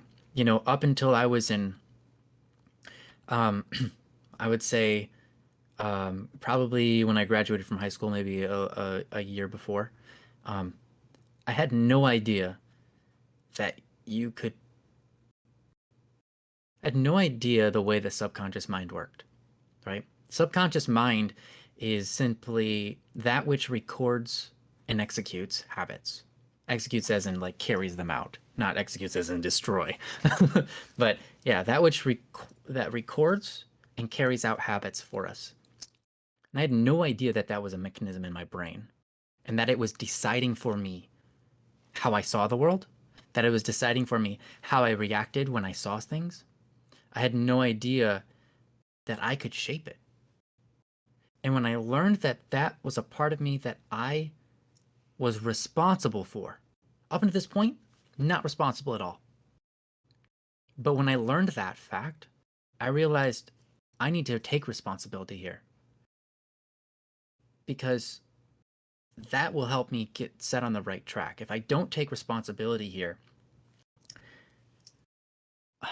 gosh, will I only likely ever be led astray. And that's important to know, because there's so much out there in the world. There's so much information. Not everything I say is correct. And there's so much that might be convincing that could be incorrect. And so to really bunker down on yourself and say, look, what am I going to feed myself? It's important, because it's going to shape how I feel every day. It's going to shape how I talk to people, how I see them, it's going to shape everything. It's going to shape everything about myself. And that's a big it's a that's a big deal. It's a lot of responsibility, but it's also um, a joy. It's also a great joy to be able to be responsible for that. I mean, I only take part responsibility in my virtues. I only take part responsibility in any of my good qualities, right? But I know that to some degree I can take some responsibility because I've decided that I was going to act or do or be such and such. I decided, I was going to try to be a good person. And I decided what that looked like. I decided how I wanted to treat people, and I decided how I wanted to value people. I decided how I wanted to see people. And it wasn't like a one-time decision. I had to work at that. There was a time where I thought everyone was stupid. Like literally thought everybody was an idiot if they didn't agree with me. Or didn't, it's like I'm not friends with them, therefore they're probably just stupid. Like that was my mentality. Like, isn't that dumb? With not at the time that, and it's funny. I don't know where I got it, but my brother also had the same mentality. So I probably got it from him.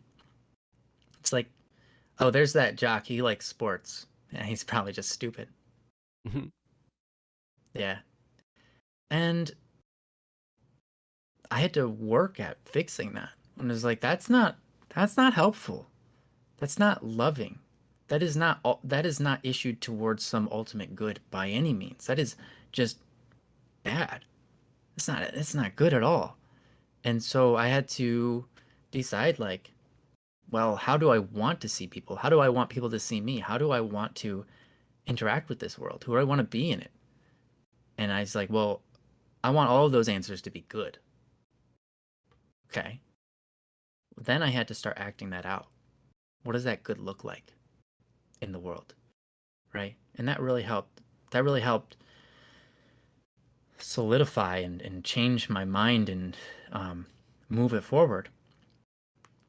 So, and I had been depressed a couple of different times throughout my life, and luckily, and none of them have been ones that lingered for more than 2 years or anything like that. But, um, you know, there have been times where I'm just like, reached the point of emotional devoid of all emotion, and climbing back up from there through a realization about the world. And that doesn't happen very often where you get one realization and it just sends you skyrocketing backwards up or back upwards. Um, that doesn't happen most times. Most times it's a long, arduous journey. But every once in a while you get that nugget. And it's like, that is mind changing. And you're like, I'm going to take that with me and I'm going to act that out into the world and see where it takes me. And then you find yourself in a brand new place with a brand new perspective. And so, you know,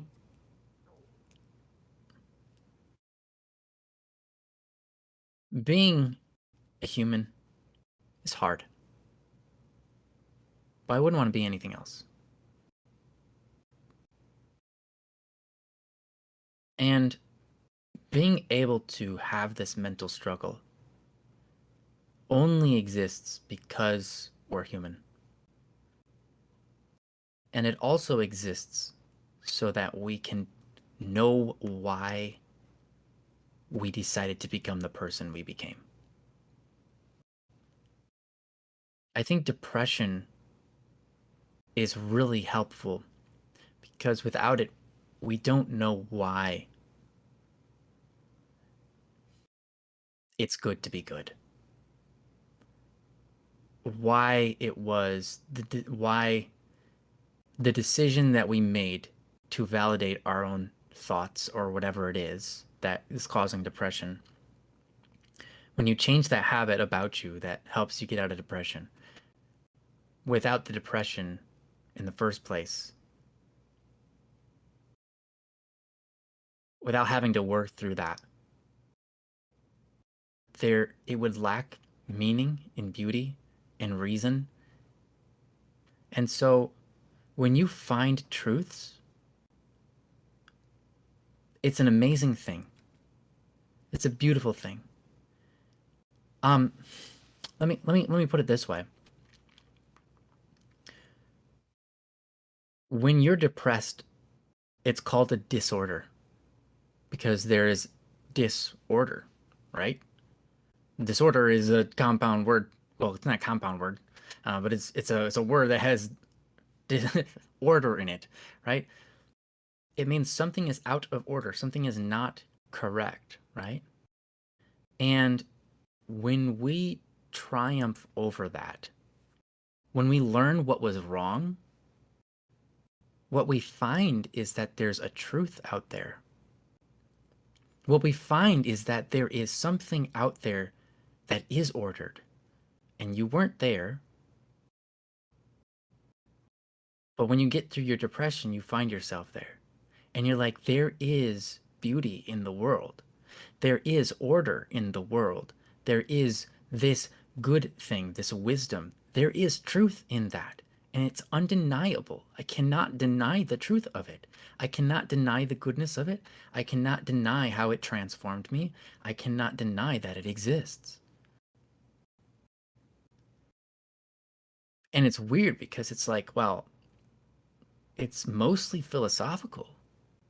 It's mostly a battle of your mind, but yet it's there.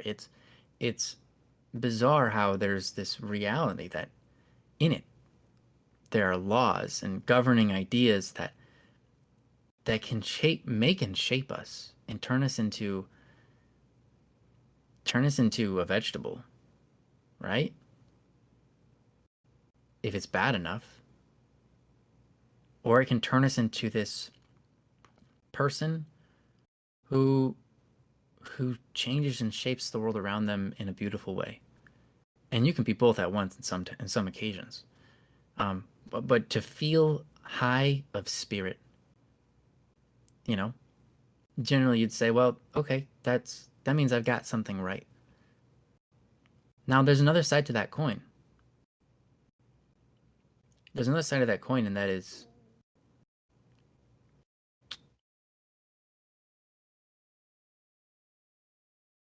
just because you're not in high spirits doesn't mean there's anything wrong or bad. Just because you're not in high spirits doesn't mean you're not I guess rightly ordered. When you've got everything right, it doesn't mean like you're going to be on an infinite high. When you've got everything right, you expect peace. But you don't ever really have everything right. No one does. And I wouldn't want it any other way. Because Some then, people think they have it all right. yeah, that's true. That's true. I mean, if you make yourself believe that, you're probably going to be feeling pretty good. But reality is going to come in and crash you. Mm-hmm. And usually people who are egotistical, who think they've got everything right, are actually on the fence of depression all the time. I've met people who are egotistical and they flip back and forth between being high ego and like super big, intense outbreaks of emotional calamity. Mm-hmm. And they're always on that fence and they're always riding it. Mm-hmm. Because whenever something is real and it confronts them, it's a big shocker to them and they don't know how to deal with it. And so it comes out in an emotional burst of terribleness. Sometimes violent. And that's definitely not where you want to be. I mean, you don't want to be on either side. You don't want to be egotistical or depressed, but either way, you don't like. I'd say it's worse to be egotistical just because generally those people are much worse to society than depressed people. Depressed people just aren't doing anything, but egotistical people can tend to ruin things for everybody around them. So yeah. But anyhow, there's there's a great beauty to this, as much as it is something to work through, and that's what makes it beautiful. I would never want you to stay there. That's not what makes it beautiful. Depression depression exposes something that's not beautiful. And when you conquer that, it becomes beautiful. And that's how I'm going to leave that off. Depression exposes that which is not beautiful. It does. Whether it be something inside yourself or something in the world around you that's causing your depression. Depression exposes that which is not beautiful. But in the conquering of it, there's great joy. There's great beauty. And it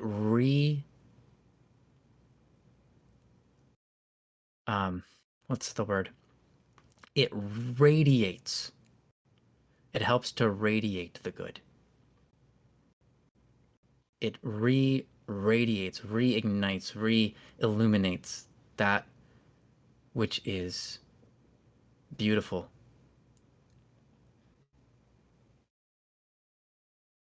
So, anyways, I really sincerely hope, Meow, that you find your way through it, that the journey is light and not hard. But if it is hard, then you know, we're here for you. We're here with you, Mm-hmm. and my DMs are open, and you know that. As are So, mine. so yeah, I'm gonna leave that there. Sorry for talking for so long. It's a deep issue and it's hard to Mm-hmm. get through with speed. It takes a certain amount of care and reverence. But anyways, I'm gonna give it over to Joe. Thank you, Ryan, and thank you, Meow, for letting us talk about Mm-hmm. this. Thank you for being willing to share and everything. Like Yeah, Ryan, takes a lot of courage. I love what you talked about because there's so much truth in what Ryan was just discussing. I do want to add something to what Ryan Yeah. said, and that is Ryan talked about this being thought habit, and he's right. There is a habit of thought that gets ingrained in us that then can drive us into depression, right? And but here's the thing. There are people in this world, and I know some of them. There are people in this world that don't think depression and anxiety are real.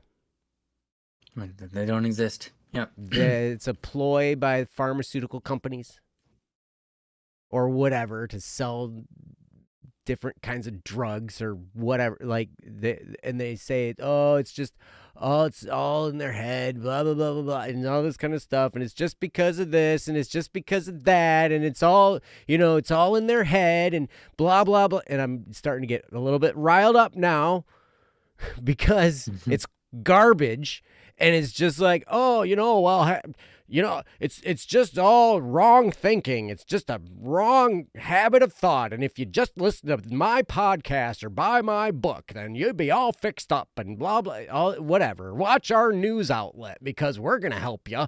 Or whatever the heck that garbage is, right? Wrong. Yes, there is a thought habit that creates depression. Meow. It's not your fault. Right. It's not your fault. Because that's where my head went. I wanted to add that because my head immediately went when Ryan was talking about this is just a thought habit. And I'm like, he's right. But it's not your fault. Yeah. It's not like you decided I'm going to be depressed. No. But okay, again, I'm not a professional. I'm a professional patient of a therapist, I guess. Mhm. but but oh no, you're fine. Don't even worry about it right now. Meow. You're totally fine. I tell you, yeah, they make me angry. It frustrates me so much because it's the same people that perpetrate. It is their fault. Those are the same people that create our habits of thought. The same people who don't believe it's a real issue, or the same people, whatever. They are the very same ones in a lot of cases that put those thoughts in our head, that then we create thought habits out of the thoughts that are being planted in our head. I spent 20 years being taught methodically through words, actions, and everything. I got taught that I was worth nothing. I got taught to hate myself. I got taught that I was totally inadequate. That's just 20 years in a relationship with someone. And then there was prior to that when I was a kid.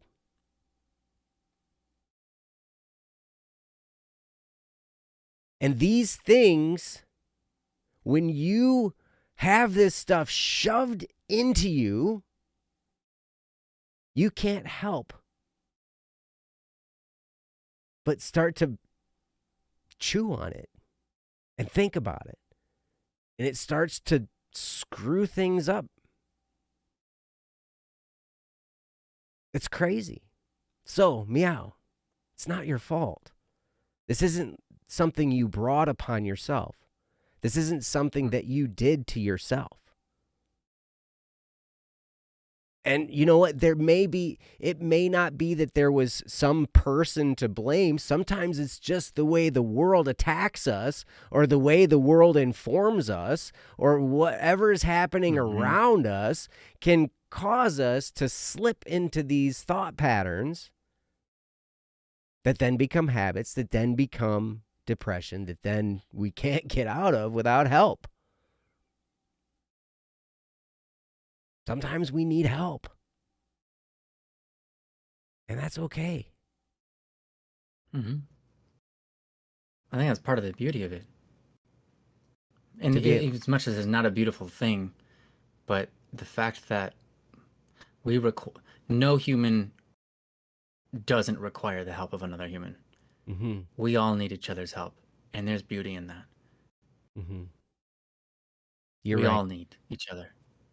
We do. And there are people who are trained to deal with this kind of stuff. I can remember my first appointment with my therapist, and we went through the depression inventories and the anxiety inventories. And they're like, okay, so this is what they do. They ask you a series of questions, so rate on a scale of 0 to 3, 0 meaning you never feel this way, 1, you've felt this way once over the past 2 weeks, a 2 is you felt this way, multiple times over the past, few weeks, and, 3 is you feel this way almost every day or every day. And so they're asking all these questions, do you feel like you'd be better off dead? Do you feel like, all these different questions, right? And, and so you're supposed to rate these, like, how often do you think these thoughts, or how often do you feel these things in the case of anxiety stuff, they're asking, how do you feel your heart pounding? Do you feel yourself, like breathing shallowly? Do you feel yourself unsteady on your feet? All these, they start to ask these questions, and they go through and they figure out, they can start to pinpoint these things, right? And so, like, I remember getting the depression one, and it's like, every question she asks, and I'm like, 3, 3, 3, 3, 3, 3, and I stopped her. I'm like, this test is depressing in and of itself, Kate.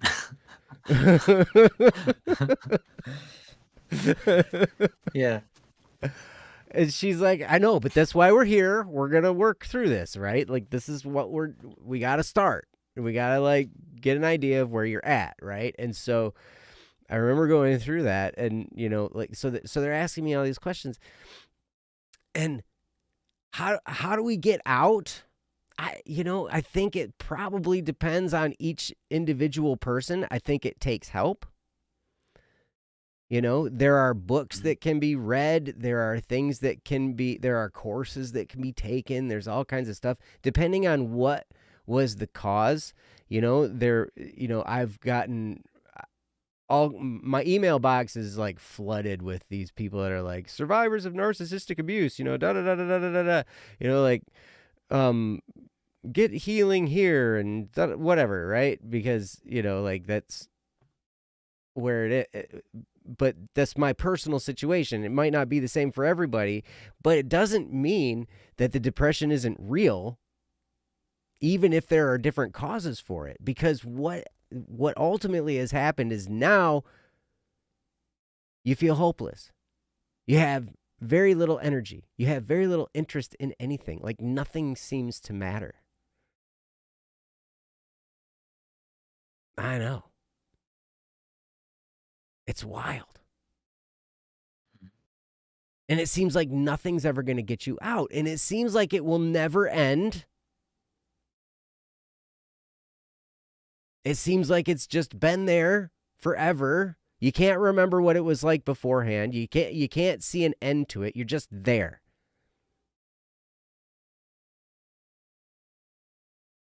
I know, man. I am so sorry.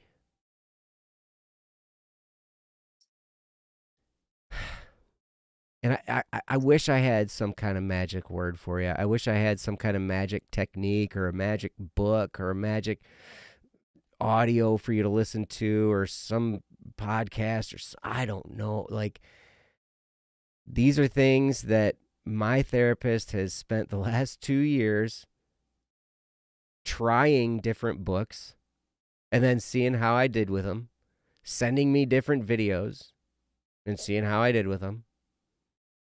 Until finally we're latching on to a few things, here and there. And then we try and keep going down those tracks, and then and then end up with a falling off. And then we'd do the inventory. She'd ask me the series of questions, every, 3 or 4 months or whatever, just to see how things were progressing. And she was starting to get really discouraged. Like, I could tell in her voice. She's like, it's just a few weeks ago. She's like, I might need to send you to another therapist.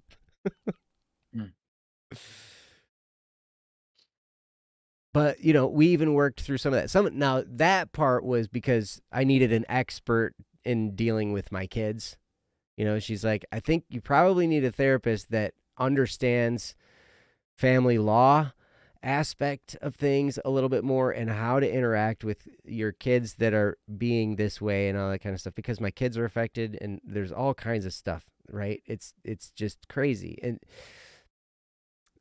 But I could tell as we go through these inventories, she's at some point she's like, "Oh, it looks like you're doing pretty good. Looks like things are moving forward." And then the next time we do them, she's like, "You just went backwards like a ton. Like, what just happened?" Mm-hmm. And because there's a lot to work through sometimes. But here's the thing, Meow. I go through all this and I try to relate my own experiences, not to shine the spotlight on me, but I want you to understand that you're not alone. That there are other people that struggle with this, and that this is not something that you're facing all alone. You're not strange. You're not weird. You're not out of place. And no. No, no, no, no, no.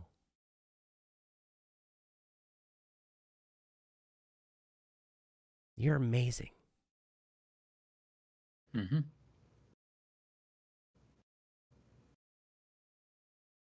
Just the amount of contact I've had with you, which is not much. And I know sometimes I'm not super responsive, and that's generally an indicator that I'm dealing with my own pile of garbage and plowing through it. Sometimes that's the case, and I apologize if you know, whatever. But man, there is another side. You can come out the other side. It might take some retraining of some thought patterns in your head. You might have to start to retrain yourself. And I want to tell you, you are valuable.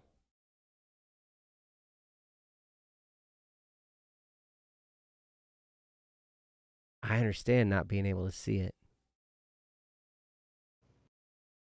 Existence is valuable. And I struggle with that one for a long time. And I still struggle with it a little bit from time to time. But I'm starting to understand a little bit of value in existence. I'm starting to understand a little bit of value in the fight that I'm fighting. Starting to understand that there's a little bit of value in the pains that I've suffered and continue to suffer. Other issues that are looming in front of me that I'm going to have to dive into that I know are going to be painful and hard. And there's value in all of it.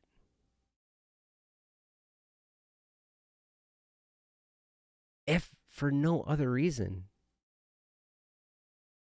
because I can connect with you. Because I can feel what you feel. I can understand what you're going through at a level that a person who doesn't believe that these things exist, they'll never understand. Or people that try and pass it off like, oh, these people are just creating problems for themselves. No. Sometimes we're just lost, man. Sometimes we just don't know. We don't know what we need to be doing. We don't know what we need to be thinking. And we've been fed all this stuff from all of the environment around us that makes us think these things about ourselves. And then we're stuck. And now you're telling me it's my fault? Get lost, man.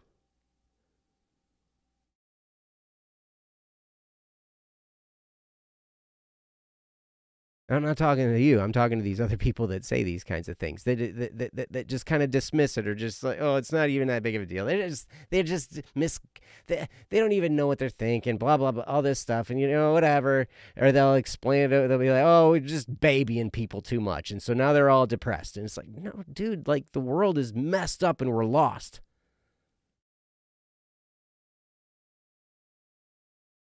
That's 100% true.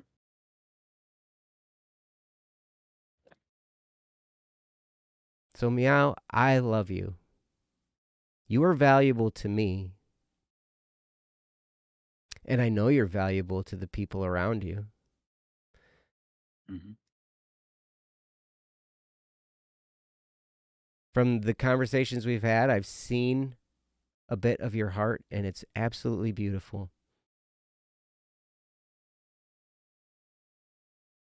You're kind, you're caring, you're talented and skilled. There's a lot there.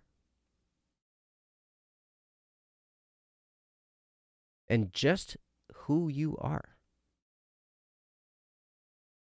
is outrageously beautiful.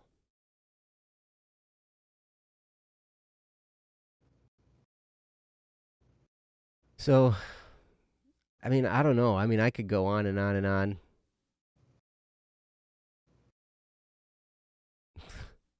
Just because I've had to experience this and journal about it and think about it and read about it and study about it and study about all kinds of different things that might pull me out of it and, run into dead end after dead end or, something that just makes me more frustrated or whatever, right? And then maybe I'll get a bit of information that's totally misguiding me and whatsoever. But here, you know what?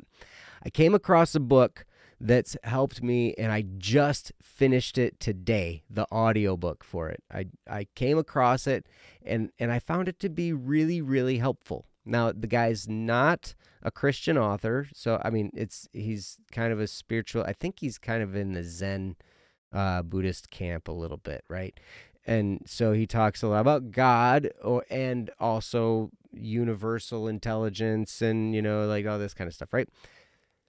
The book is called Don't Believe the Thoughts You Think.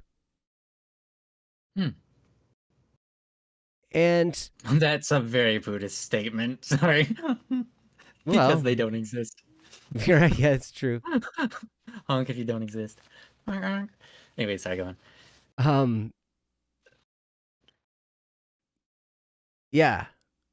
Okay, I see what you're saying, Meow. I'm sorry, I totally haven't been paying attention to the chat. Your psych teacher has a saying: your mental health is not your fault, but it is your responsibility.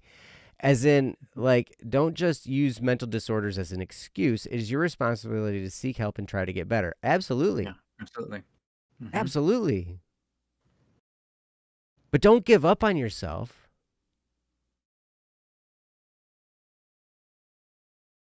Just because you strike out a few times. I've been striking out for a long time. And then I find a little nugget. And then something happens and I'm back in the swill again. And then I find a little nugget. And then and it's kind of like this back and forth, like, but the track is headed upward. Mm-hmm. And I'm learning things about myself, and I'm learning things about how our minds work, and I'm learning things about the people around me and the people that I can help and all this stuff, right? And like how can we do something to help? And it had to start in me. It had to start with the heart. My heart had to be shattered so I could experience this. Because there are broken people all around us, my friend. And it's hard. It's hard to navigate. But the premise of this book, Don't Believe the Thoughts You Think, by Joseph Wynn. And that Joseph Wynn is spelled Nguyen or something like that, right? Yeah, the Vietnamese. Yeah.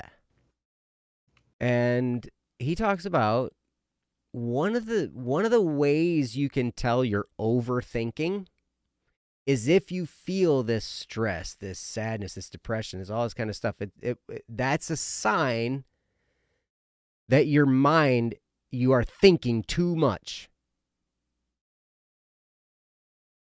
And this is where mindfulness comes in. This is kind of a cure for like an anxiety attack, is to just be mindful of your surroundings. I would talk about meditation and dismissing the thoughts in my head so I'm not thinking about anything, right? Just empty your mind. And what you'll find is that a feeling of peace starts to spring up inside. Just like Ryan was talking about, that peace.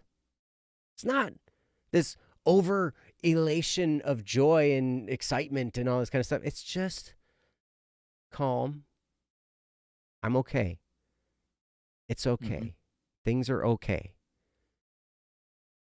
That starts to spring up when you start to stop thinking, I guess, right? You start to understand that, oh, I'm overthinking. I should look at this leaf and just experience this leaf in front of me. I should look at all the little lines on my thumbnail. Huh, interesting. Got a lot of little lines on my thumbnail. I got hundreds. I know, that's crazy, right? How Look am I at my gonna get those handprint. out? My handprint is weird, man. There's all these little swirlies in there and stuff. Like, my fingers. Okay. You know, that I can feel them, and it kind of like if I rub my fingers together really, really lightly, it kind of tickles. You know, you ever get that? But just these little things, little sensations, little minute details, these things can help, right?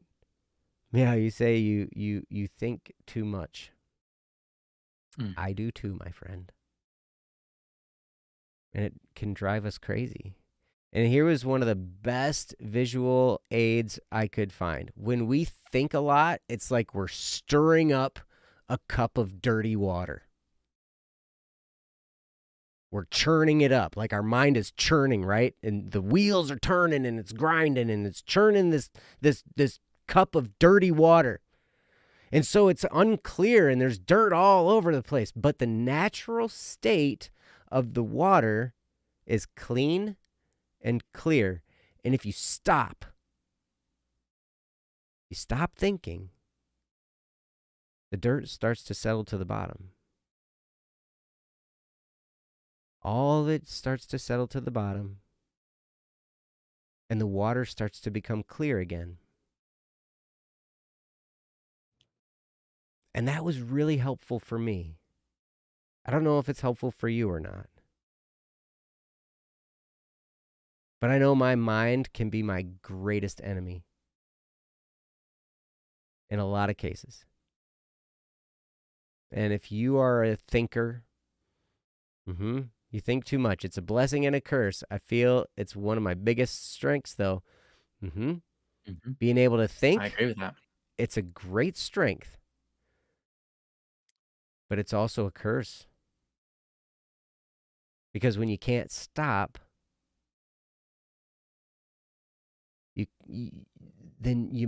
it's hard to be free from that feeling of stress and anxiety and depression and the fight or flight syndrome and all that comes along with that.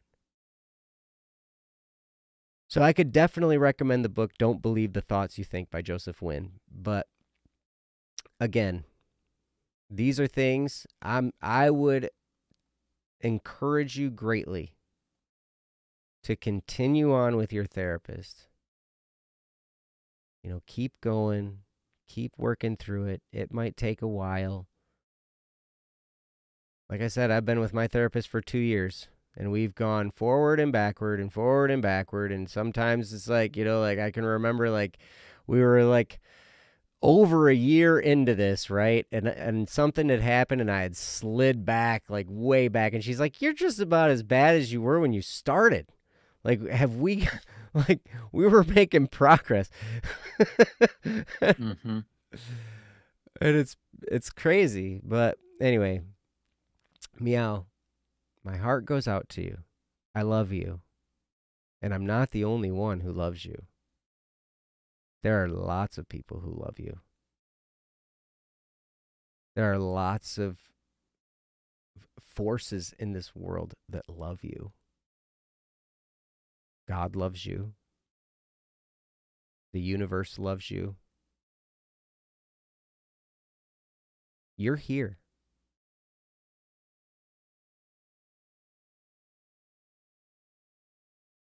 And you're loved. And you're valuable. And I don't know, like I said, I could go on and on, but I'm going to have to stop myself. Ryan, again, I'm not a therapist. But I'm very, very glad to be your friend. And Ryan, did you have anything else you wanted to say? I do just a little bit. Okay. Just because of what he's adding right now into the chat. Sure. You said part of it is that for me, the thinking makes everything a question, analytical, objective, and scientific, seeking to fully understand, and it makes emotions weird and void. Because I try to understand emotions before I feel them, or something like that. It's weird. I love thinking. I love problem solving in my head. When I'm under stress, I can't help but admit the joy I get from going off and pacing in a dark room and just trying to figure it out. Even though it's not a fun experience all the time, especially when it's like emotionally turmoil, emotional turmoil, um, or really worrisome or just feels bad, being able to think about it really helps. And here's what I'll say about that. A couple of things real quick. Try not to keep it long. We're already 23 minutes over, so I apologize to anyone who's but it's trying to stick around to the end. Feel free to leave if you want, but thank you so much for staying with us. Um, um, so first of all, recognize that one of the reasons you think is because it brings you joy. One of the reasons your mind goes to, I gotta solve this problem, is because you have a sense of joy when you find a solution. You have a sense of joy when you discover facts or realize things. And so that's an emotion, right? And so one of the reasons, one of your motives, one of your motivators for thinking in general is because there's a joy associated with that. And I wouldn't get rid of that. I think that's a very beautiful thing. If you didn't like thinking, if you didn't have an emotional tie to thinking and coming up with answers, trust me, you wouldn't do it. Because I know people that don't. They don't receive joy out of thinking. They don't receive joy out of contemplating and going through really hard, intense thought processes and troubleshooting. They don't have any joy in it whatsoever, and they don't do it. So it's, yeah, I guess it's some kind of joy, right? It's a, it is a joy that is a light motivator upon finding solution or upon discovery, upon realization within your own particular studies. So that's not something to make light of. And so when you're trying to be analytical and scientific and so on and everything, it's important to, and you're like trying to be analytical about your emotions and so on, and you're like, what are these? I think that's really great.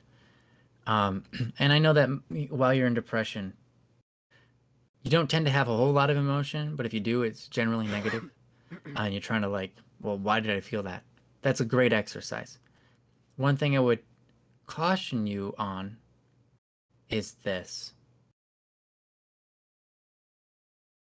How you think, how you go about thinking and resolving is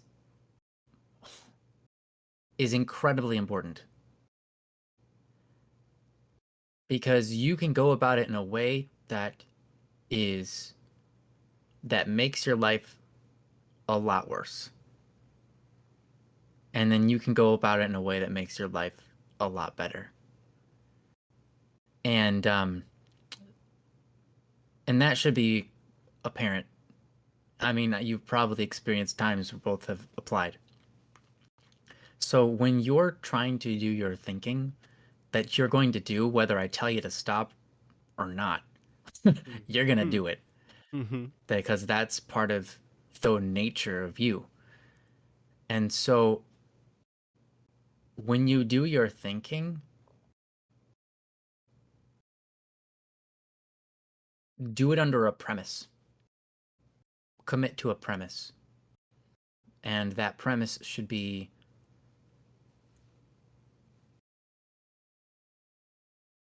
I don't know, seeking the good, finding the beautiful. Because otherwise, you can think yourself into worse depression. Mm-hmm. Yep. And that's kind of what you're talking about here. You think too much. I would say perhaps that's true if your thinking guides you down that road.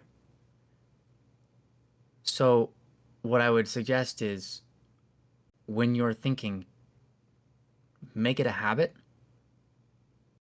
to dismiss that which is destructive and counter, just not helpful. And what I mean is, it's hard to demonstrate without an example, but what I mean is, when you're thinking, order your thoughts to the greatest good that you can think of. What is the greatest good for you? Is it love? Is it compassion? Is it mercy? Is it joy? Is it happiness? Is it pleasure? What is your greatest good? What do you think the greatest good is? Order your thoughts towards that when you're thinking your thoughts. Because that's how you guide your thoughts to an answer that helps you get out of that cycle of self depression or self spiral. Because if you order your thoughts to a nature, to for example love, let's just as an example, if you sit there and you're thinking your thoughts and you say, how does that imply love? How does that imply beauty? How does that imply whatever? Now your thoughts are going to be generated and focused on fulfilling that good. And that will lead you down the path of thought, which will lead you to that good, as opposed to leading you to no man's land, to wherever your mind drifts, to wherever your habits take you, to wherever society wants you to be, to wherever the enemy has placed you under himself, right? That there's so many different ways to say it, but I think you get what I'm saying. So, Meow, I urge you to continue to think those thoughts. It's a good part of you. It's a necessary part of you. And if you stop that part of you, I don't think you're going to be you anymore. I want you to be the fullest, greatest version of yourself, and that is a really beautiful thing, that you're an overthinker. But take those thoughts, give them a direction, give them an order, so that they line up in that order and point you somewhere where you want to go. I think that's how you navigate those, in my experience. And that's just my experience, but I think that's more than just mine. I think that's an experience other people have experienced before too. And so I'll leave you with that thought, other than just continue what you're doing, man. Keep on going to therapy. Thank you for bringing this up. We love you, man. We do. We sincerely love you, and you're always a joy to be around. So thank you. Thank you for being you. Absolutely. Thank you for being who you are. And like Ryan said, keep at it. You know, it can take time. It can take time to unravel a whole bunch of this stuff and get to the root of the problems and really then start to heal.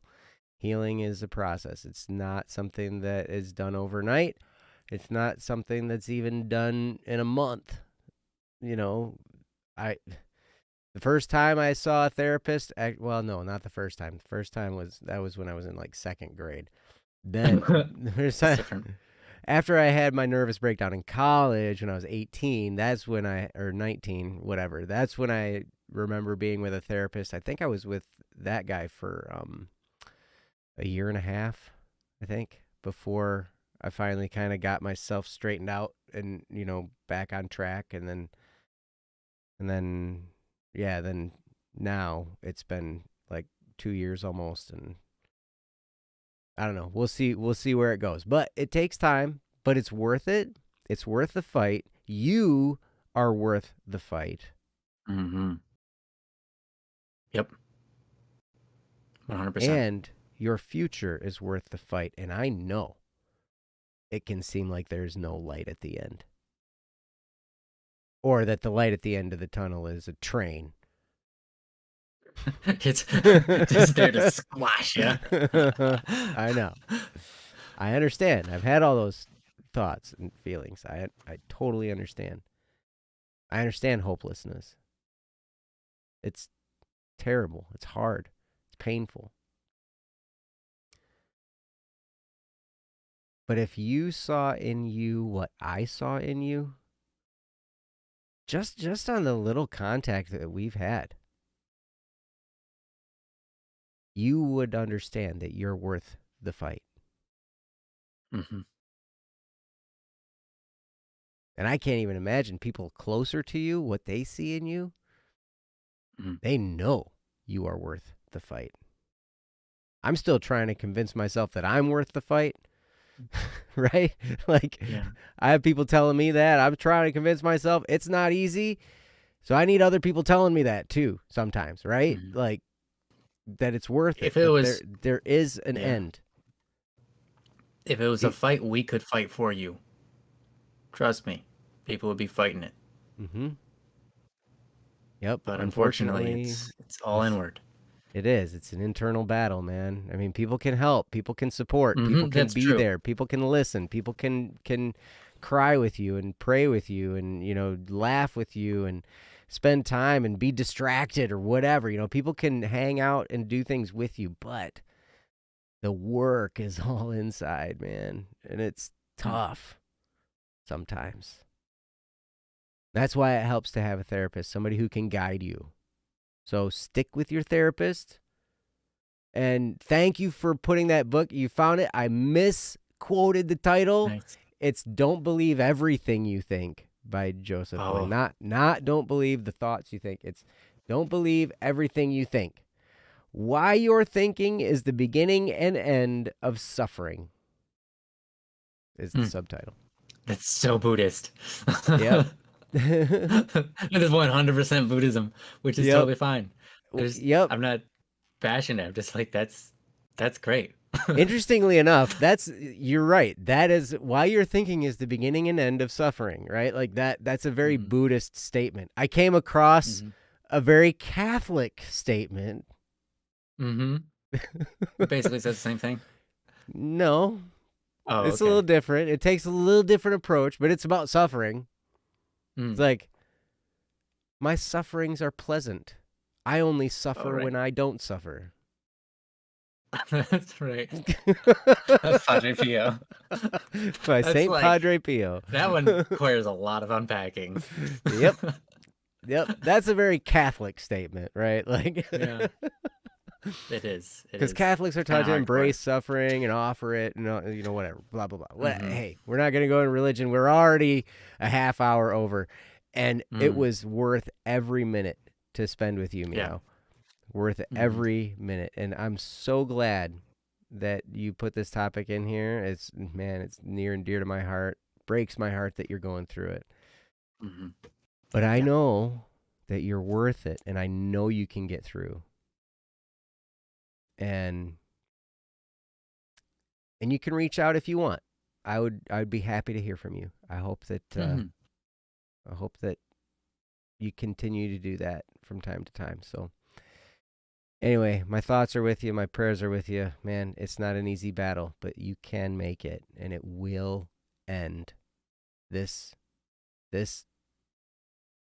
hopeless depression, this disinterest in everything, it has an end, and you can experience that end.